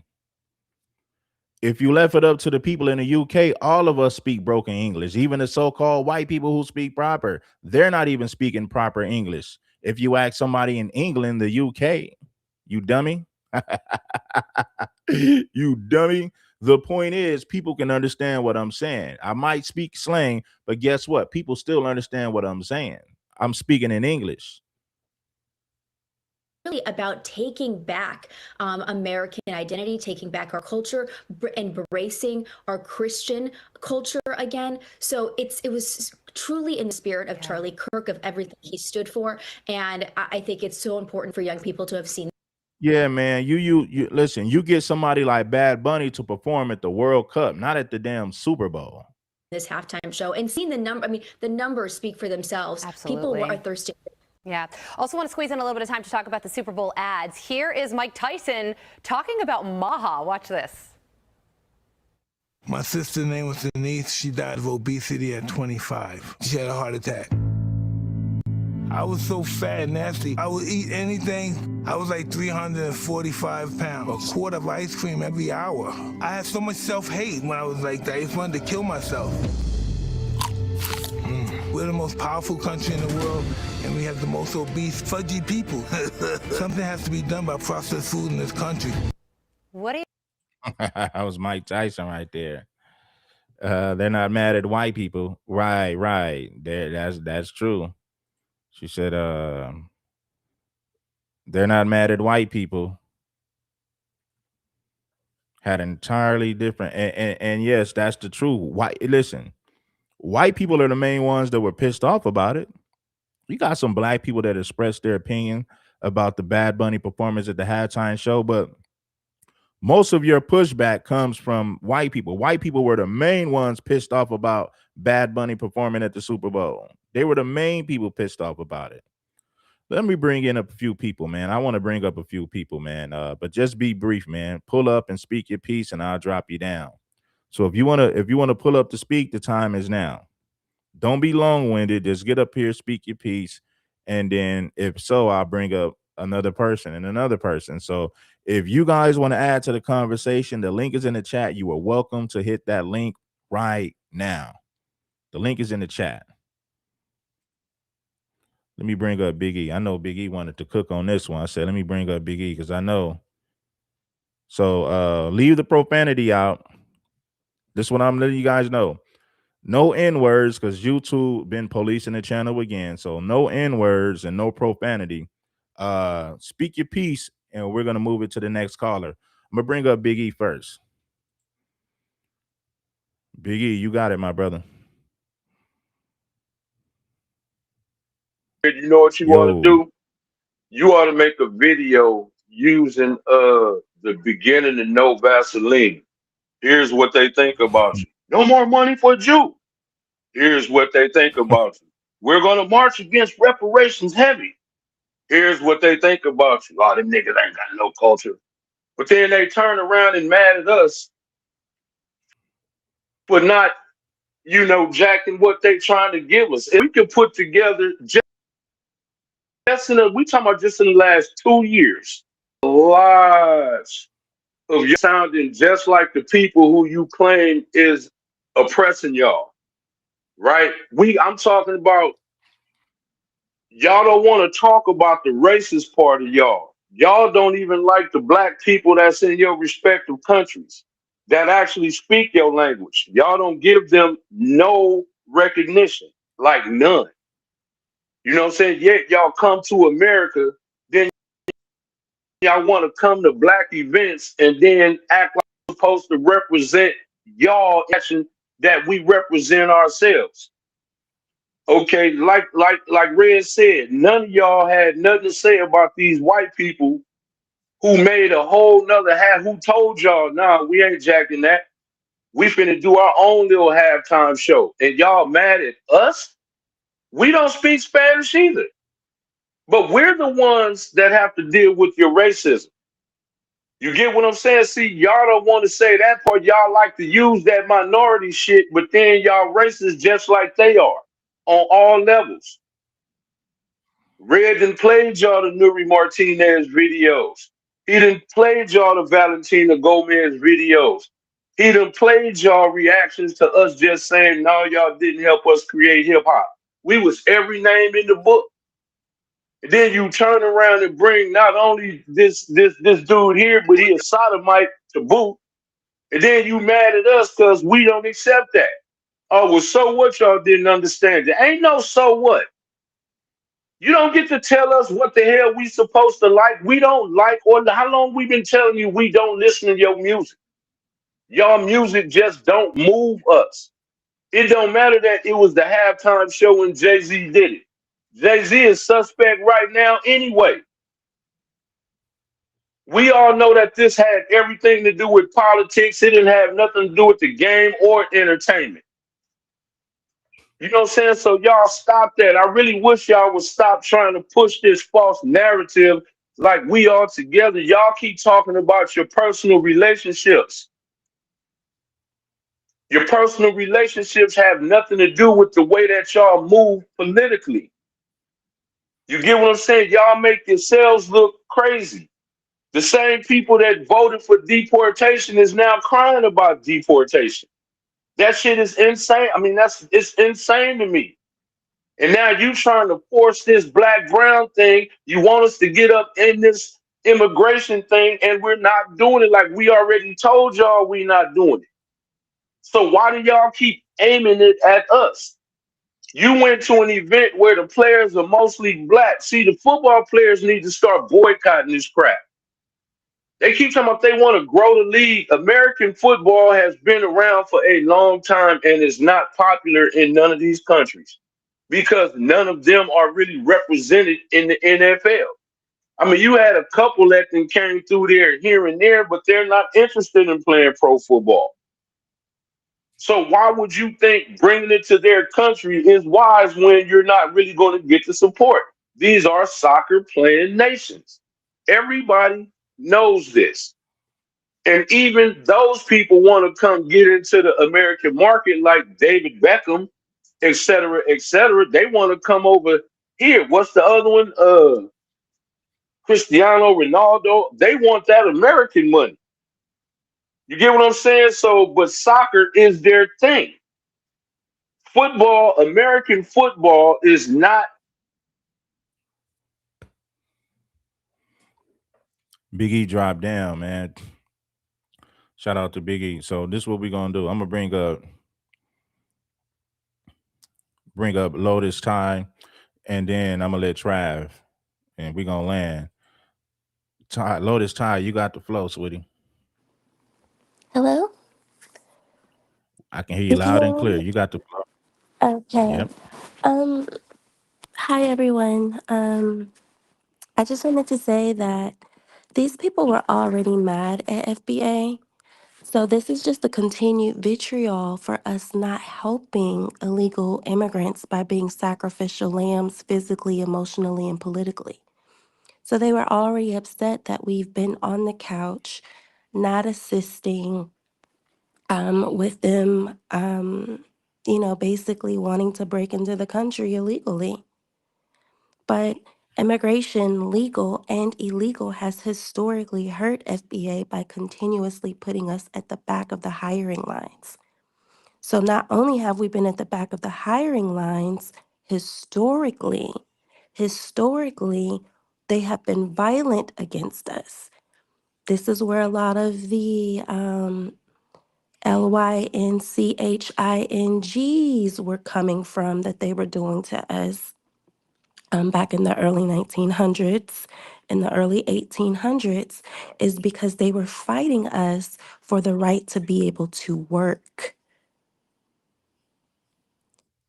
That's So this is yeah. historic, and this is, in a way, the same things that are happening in California, as you mentioned earlier. They don't hire us in California because we don't speak Spanish. And even if you are FBA and living in California and you happen to speak Spanish fluently, they're still not hiring you. So they're not hiring you off the strength of being FBA. You're non-Latino. They're not going to hire you. So this has just been a vicious cycle. The thing is that the difference is between then and now is that immigration was earmarked in a way through legislation. So the government was allowing them to come, the European immigrants to come through Ellis Island to be processed as what? Laborers. This time, these people are breaking into the country to be processed as what? Laborers. That's the difference. Man, I appreciate you, Lotus. That was deep. Appreciate you for pulling up, sweetie. Let me bring up Trav the Truth. Trav the Truth. You got it, my bro. Man, what's up? What's up, man? Salute to everybody. You know, salute to Big E, salute to Miss Lotus, salute to you, Red, and salute to the whole fam. Man, I'm gonna say this, man. First and foremost, I'm gonna say Jay-Z is a sucker, right? But this is nothing new. Jay-Z, over the years, over time, he lost a lot of respect because now we understand the dynamic, right? I try to tell you guys, we need to understand plantation dynamics. These things we are no longer in chattel slavery, but these methods are still applied in the workplace, socially, everything. You take one Negro, right? One Negro, one very ambitious Negro, and Jay-Z's a very ambitious Negro, and you put him in a position of power because you understand that he doesn't care about his people as a collective. He doesn't, not as a collective, as a group. A lot of Negroes want to be the king of the hill. You know what I'm saying? A lot of our own people want to be the top dog, and they don't want to have the one up on these other groups of people that hate us. They want to have the one up on you, their own brother, their own sister, right? So I say this all the time. We have everything that we need in Black America, but things are out of order. When things are out of order, it's not that you don't. We have the pieces to the puzzle, right? We have the pieces to the puzzle, but we need to put the pieces in the correct places. I know plenty foundational Black Americans that would have been in that position.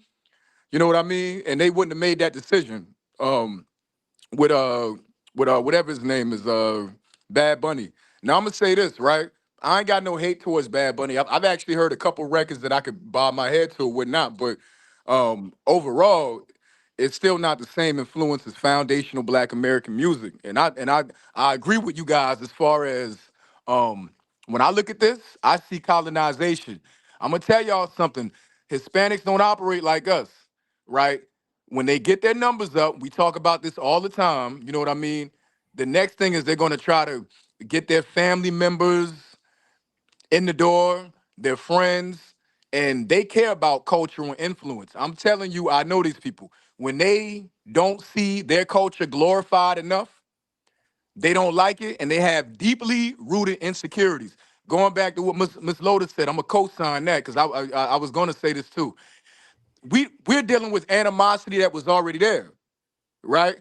So when someone doesn't like you, and y'all know this, especially if you grew up in the hood or whatever like that, if someone doesn't like you, it'll take little to nothing for them to snap. And this happens all the time. The blacks, the blacks, the blacks. The Caucasians, right? The Anglo-Saxons, the Europeans, they created their own halftime show. And I'm gonna tell you the truth. I don't knock that. I say this all the time, Red. You can learn a lot from your oppressors. We need to start creating alternate platforms. It doesn't matter how big or small our stuff is because we have a superpower as foundational Black Americans. People hate watch Red all the time. Listen, you'll be shocked if you could actually see who in the chat right now watching us. Everybody ain't watching to support. You know what I mean? So what I'm saying is you can learn from your oppressor. We need to construct our own things because our edge is this. No, we don't get the corporate funding because people love to hate on foundational Black Americans. No, we don't get glorified by other groups of people, even when we win. For example, like look at what happened with Bud Crawford and Canelo. Look at what just happened with Teofimo. They taking L's, y'all. And even when we win, people try to discredit us, right? But no one has the same kind of cultural influence. I see it in Colombia. When I'm in Colombia and I go to the barbershop, I don't see Juan Julio. You know what I mean? I don't see Ricky Martin. I see Tupac Shakur. I see Michael Jackson. When I'm in the streets and people want to beg, they in the street moonwalking. Now they don't moonwalk like us, but we have that cultural influence. It's everywhere, especially all through Latin America. I'm saying. Now the thing is, and I'm not, and I know I said I'm not gonna be long with it. I'm gonna just say this, y'all. What you're seeing is them trying to manufacture and like artificial influence, trying to push agendas, right? It's all manufactured. You know what I mean? Like when I watched that, I didn't watch the halftime show, but when I saw the highlights and everything and all that or whatever, whatnot. I want you to understand something. Liberals, the Democrats, they have a larger stronghold on media than the right, You know, the conservatives, the Republican Party, than the right. We'll just say the right. You know what I mean? And right now they are panicking, y'all. We just saw this goofy ass election, this goofy election where they brought out everybody and their mama to try to, and they broke the bank and Kamala still couldn't win. What we dealing with right now, y'all, is force. Now, when you in a state like California and you in the United States of America and you can't get a job because you don't speak Spanish, I'm from South Carolina. That pisses me off. And like I said, y'all not on your own. You know what I mean? Y'all not on your own. You gotta, even though you may be a whatever population in Cali, right? We almost 50 million strong. And we're not gonna let our people sink regardless of what region they in. That era is over where you're gonna dog out our people in one particular region and we don't know about it. All right. This is why I thank God for the internet. You know, I thank God for social media. It may be there's a duality there. I'm saying, there's a bad side to social media, but we are connecting, we are communicating, and I'm just happy that people see these agendas. Like there was a time when people would have gave more pushback on this, but I'm seeing that my foundational Black American family sees the play, right? So I just want y'all to remember, like, if the election is going to come around soon, before you know it, don't get caught up in that Donald Trump hate train, right? Because even though we know that there are a lot of racist white supremacists on the right, some of the things that are being done right now are benefiting us. I don't want the floodgates to open again. I don't want these immigrants to flood into America again because these Hispanics in particular, they're not going to play with you. Now, you already in California and you can't get certain jobs because you speak Spanish. Now, fast forward to now. Now we at the Super Bowl. What's more American than the Super Bowl? And you guys just watched the whole halftime show where they speak in Spanish. Do you understand the way colonization works? It doesn't happen overnight, y'all. It happens over time. You know what I mean? It happens over time. So we got to have that foresight. I'm going to land my plane with this. I'm always emphasize that foresight. We got to see it coming before it comes, especially as Black Americans, because people don't go head up with us. People are not direct about what they want to do with us. People can't go head up with us. People wait over a period of time and they slowly, over time, conquer things. 1 minute you in California, you speak in English, and you get around just fine. Next thing you know, you in California, and you're being rejected for a job because you don't speak Spanish. And it's not, and California's not the only, we emphasize California because that's like the liberal motherland, but this ain't just a California thing. You got people going through that in other cities. Yeah. This ain't back in the day. I'm from South Carolina. There's plenty of Mexicans in South Carolina now. You know what I'm saying? So all I want to say is just keep that foresight. Ain't no hate towards my Boricuas or Daddy Yankee or nothing like that. Like I said, as far as hip hop goes, they were the first guests. They would be the honorary guests. They contributed to something, to a house that was already built. No hate for them. We if we look at the Latino diaspora, I would say that the best relationship that we do have is probably with the Puerto Ricans. I'm in Colombia. I definitely see something developing here in Colombia where they show us a lot of love here. You know what I mean? But at the end of the day, y'all, what's love got to do with it? We got to protect our influence. You know what I mean? We gotta protect our influence, and we gotta keep that foresight, because a lot of the plays that they like to run on us as Black Americans, they run these plays to where things are done in a sneaky, underhanded way, and they slowly but surely take over things over time. And Yep. next thing you know, you look up and you in a burning house. Yeah. We don't. Everyone else, as soon as they smell smoke, they jump up. Us, we sit right there with our remote in hand and look up, and it's like, oh man, the house is burning. The house is already on fire at that point. So keep that foresight. My bad, Red. I know I'm long with it. Shout Well, out to shout all out to y'all, you, man. Trav. I appreciate you, For Trav, for sure. pulling up. Let me bring up Pretty Boy, man. I'm gonna bring up Pretty Boy. Pretty Boy, man, you got the flow, bro. Salute to the Bay. What's up, y'all? How y'all feeling? Chilling, What's You know up, what I'm man. brother? saying? Another day in paradise, you know what I mean? But yeah, I stay up here where it's actually going down at, you know what I'm saying? And I'll tell you, like, all the Latinos, I mean, because it was at Levi Stadium, like I live like 15 minutes from Levi Stadium. So it was like you couldn't find a Latino inside, bro. You know what I'm saying? So like it didn't matter what kind of Latino it was, but what man, at the end, like they're trying to act like Bad Bunny is like some type of big, superstar globally, when it's not really even like that. You know what I'm saying? It's only like that this side of the world. And that's the situation that we got here, you know what I mean? And just like Trav said, is like, they do it slow. They do it slow because Bad Bunny's not a new artist. Bad Bunny been out for a long time. I'm the type of person, I listen to all kind of music, so I listened to his music before. I know, I'm well aware of who he was as an artist for years now, ever since like at least 2017. You know what I mean? He actually did a big thing with Drake. He got an album with Drake, but they seem like they the same type. That tether kind of, that tether togetherness. You know what I'm saying? But the thing is, when you were talking about it earlier, Red, how the colorism is really big in Latin American countries. A lot of people don't realize that Bad Bunny's like the Eminem of reggaeton. You know what I'm saying? He's because they got other black reggae or melanated reggaeton artists that are better than him at that skill set. Who sound like Kermit the Frog? Kermit the Frog speaking Spanish. Are you Carlita? You know what I'm saying, bro? It's like there's hella better artists than him. You know what I'm saying? But they put him as like, he's literally the Eminem of reggaeton, bro. If anybody knows anything about music, like international music, they know that what he really is. That's why he's only big in Latin America if they listen to, that music or heard about that music. But we're in a very important time right now. Dre Z kind of sold us out, but sold us out by putting him up there. But we know it's all about money. You know what I'm saying? And the thing is with these artists that when they do a Super Bowl, you know what I'm saying? The Super Bowl don't pay them to do it.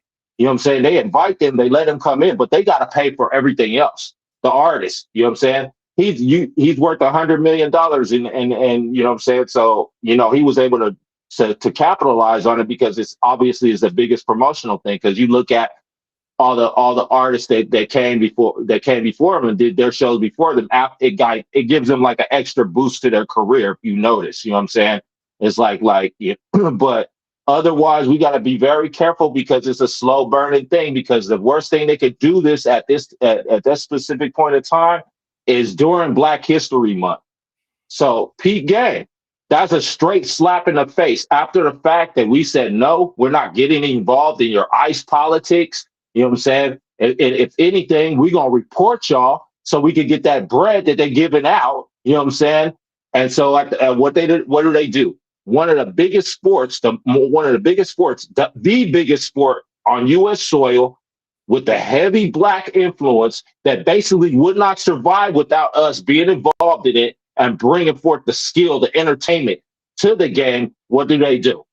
What do? They put one of their freaking artists like on a platform and just said, look it, like it's like, here you go. You know what I'm saying? Here you go. You know what I'm saying? You want to push back against us? And see, the whole thing is like when they pick an artist, they do it collectively. But Jay-Z obviously has a final say. They bring the city in, the city of wherever it's gonna be at.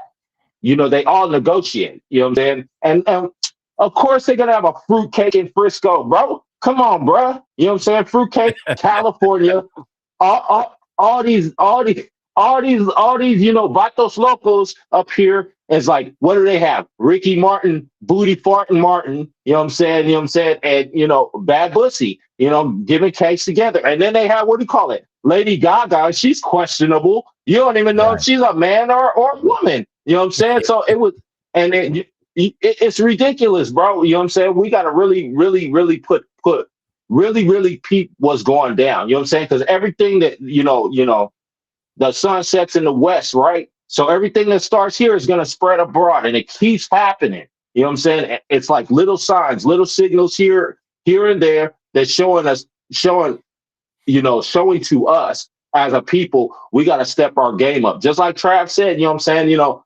It's like we're watching, and just like Miss Red said, we're watching what's actually happening. It's what's unfolding for us slowly. It's like, now you can't. It's like, bro, you can speak Spanish. I speak enough Spanish to do any type of work around here. You know what I'm saying? It's like, that's just basic Spanish. But guess what? I can't get a job with them fools. And the last time I did, I had to turn around and sue them.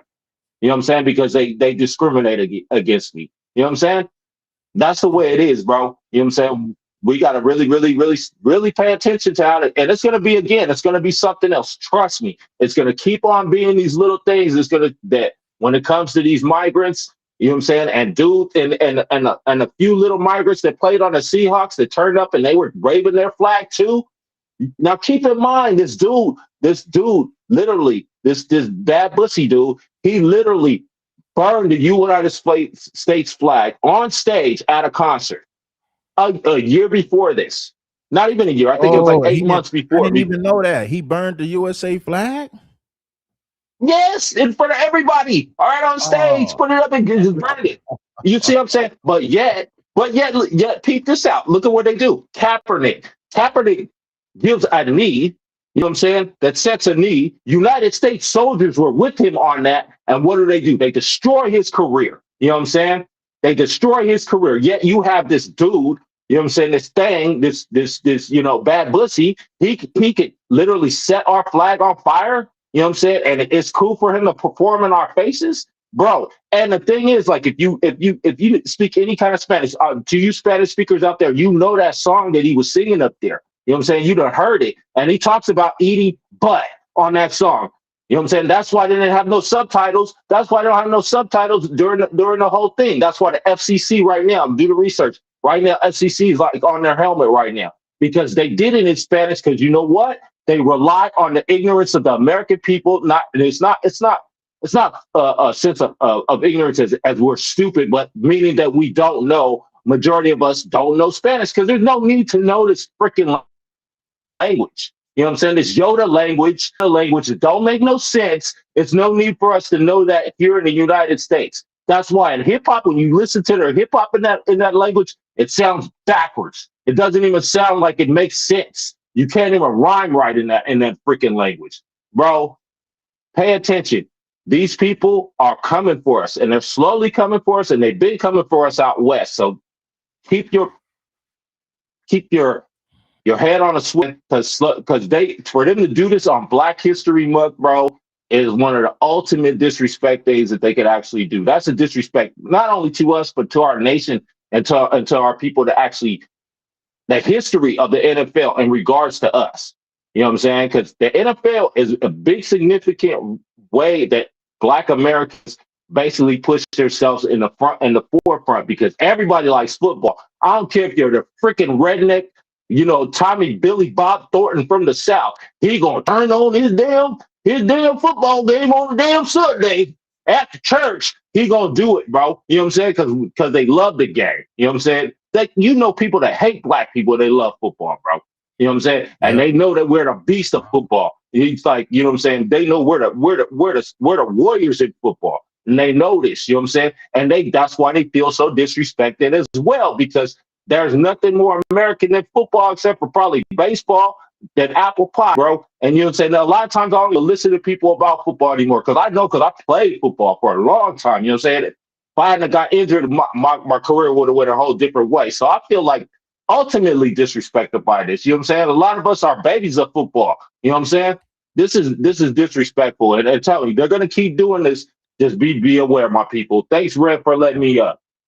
Appreciate you, pretty boy. Love you, Appreciate man. you, pretty boy. It's One all love. love, man. One love. This is what I'm gonna do, you guys. This is what I'm gonna do. I gotta get up out of here, but I'm gonna let Big E land his plane because he was shut off. I'm gonna let Big E land his plane, and then I'm gonna let Lotus, Ty, and Trav speak their piece, man. But we're gonna be brief with this because I gotta sign off. But I'm gonna let Big E finish landing his plane real quick. Big E, you got the flow, my brother. All right, Red. Hey, bro. This is really a spiritual battle, y'all, because remember they started it with Don Lemon. He manufactured that whole little episode. Oh, my rights, my civil rights, and I'm a gay black man. Now all of a sudden he's Martin Luther King. We didn't bite on that.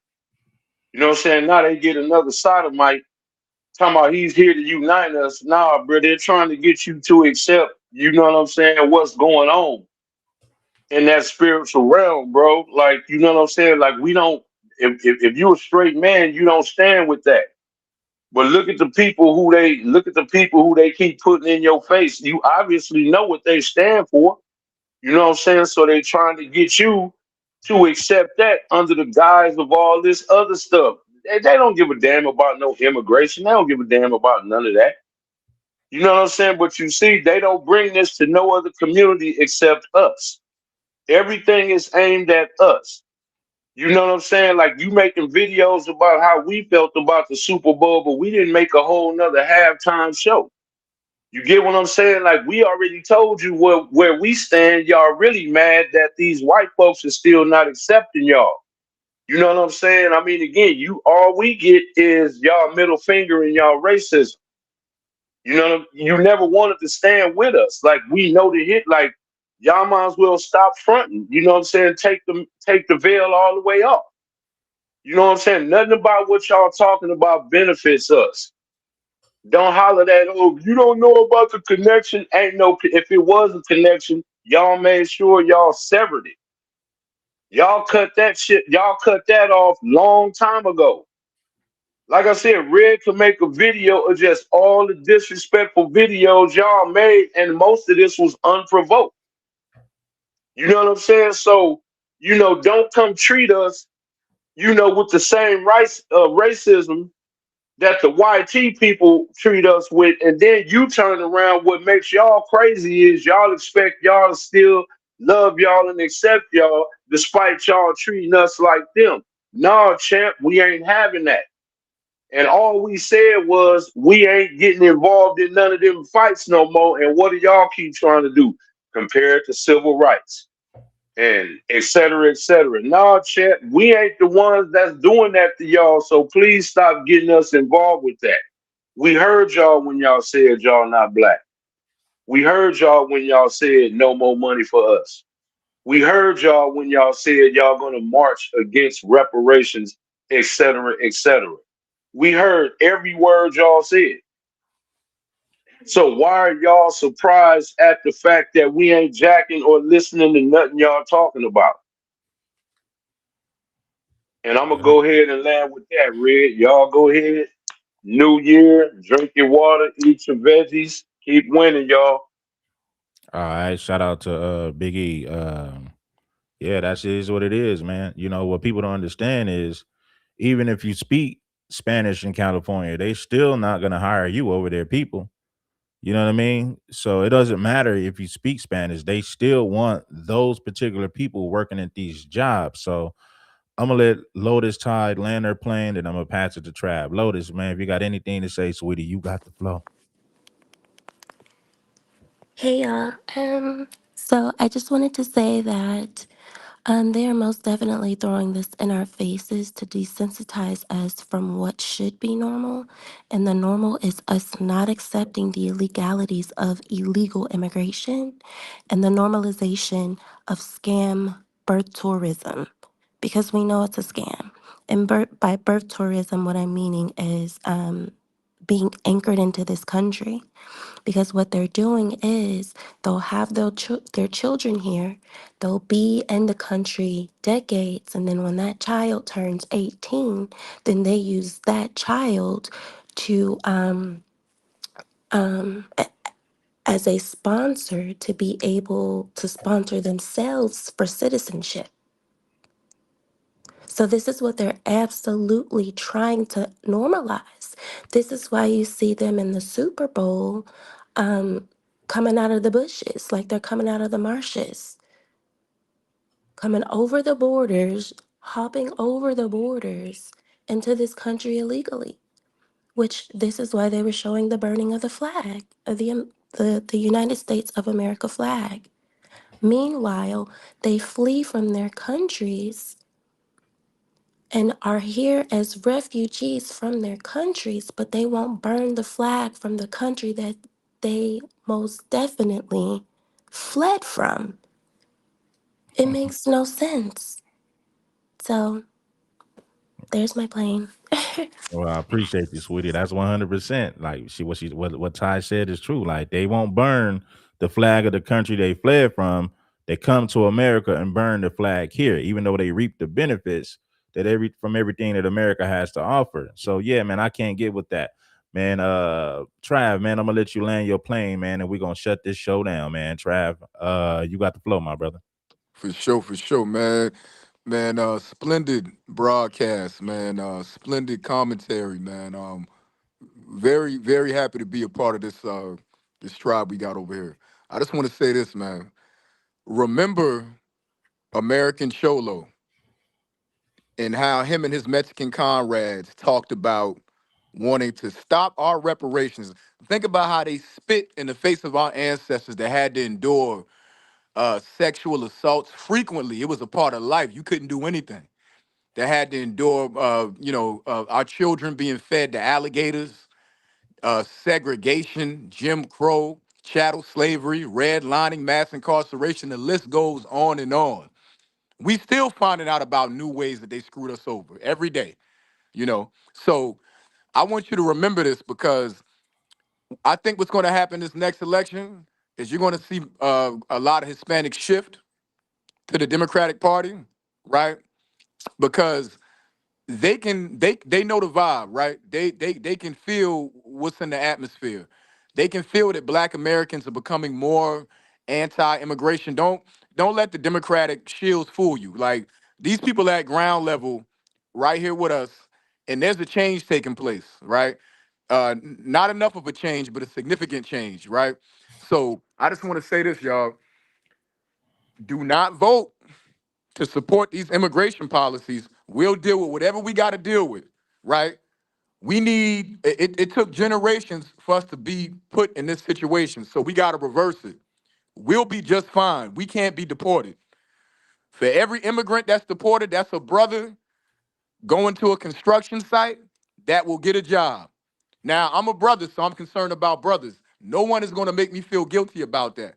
I totally understand. I totally understand an immigrant wanting to fight for immigration. Cool. That is a personal problem. This is what some of you Negroes need to understand, because I'm getting sick and tired of the friendly Negro, right? Because you mess up things, and you out there, if you're out there listening, you mess up things for a lot of us, right? It's time to put the emotions aside and be strategic. Do not support these Democrat, these liberal Democratic immigration policies. I don't care how many celebrities they bring out. I don't care how much they talk about our struggle. All they do is talk about our struggle and make a mockery of our struggle while providing hate crime bills for Asians, while providing government assistance, welfare, it is welfare for immigrants, Latino immigrants in particular. You know what I mean? So I'm just going to say this, y'all. I think that at this point, a lot of us see the agendas. Go to the people in your family, go to random Black Americans in the street and share this information with them and be prepared for that pushback. But we got a good thing going if we can go a couple more terms without the Democrats being in office. Honestly, as far as I'm concerned, they could never get back in office. I wouldn't give a damn. They are not for us. At this point, it is blatantly obvious that they're against us. And I wanted to say that I believe Pretty Boy made a good point. This ain't no coincidence, y'all. The Democrats have been doing this. We saw how Shabuzi disrespected and insulted us, right? Came to a country that our ancestors built, that we built, and then said, and then when he apologized, he gave a backhanded apology and said, oh, Black Americans contributed too. See, we not the cameo in this movie. We the star in this movie. I want y'all to understand that. We are not the special guest appearance, all right? We are the main event. And I'm not gonna let someone turn me into a cameo in my own goddamn movie, right? As foundational Black Americans, we are the star of the show. Don't let anybody push you to the side. I'm not some extra. I'm not some add-on. I'm not a condiment. I'm the main course, baby. We are the main course. So don't let these people reduce you to being something less than what you are, because they would not reap the benefits they reap in this country if it were not for you and your ancestors. So I'm going to land my plane on this. Do not support the agendas. Don't ever in your life support the Democratic Party again. And continue to build our own platforms. Salute the Red. I remember when Red only had like a couple hundred subscribers. Now I meet people, I've met people internationally who've seen Red Show. And he's still growing. You know what I'm saying? Still growing. And understand, right? When you go to build your own platform, they will try to suppress you. But that foundational Black American juice, that foundational Black American spirit, it'll push you through all of that.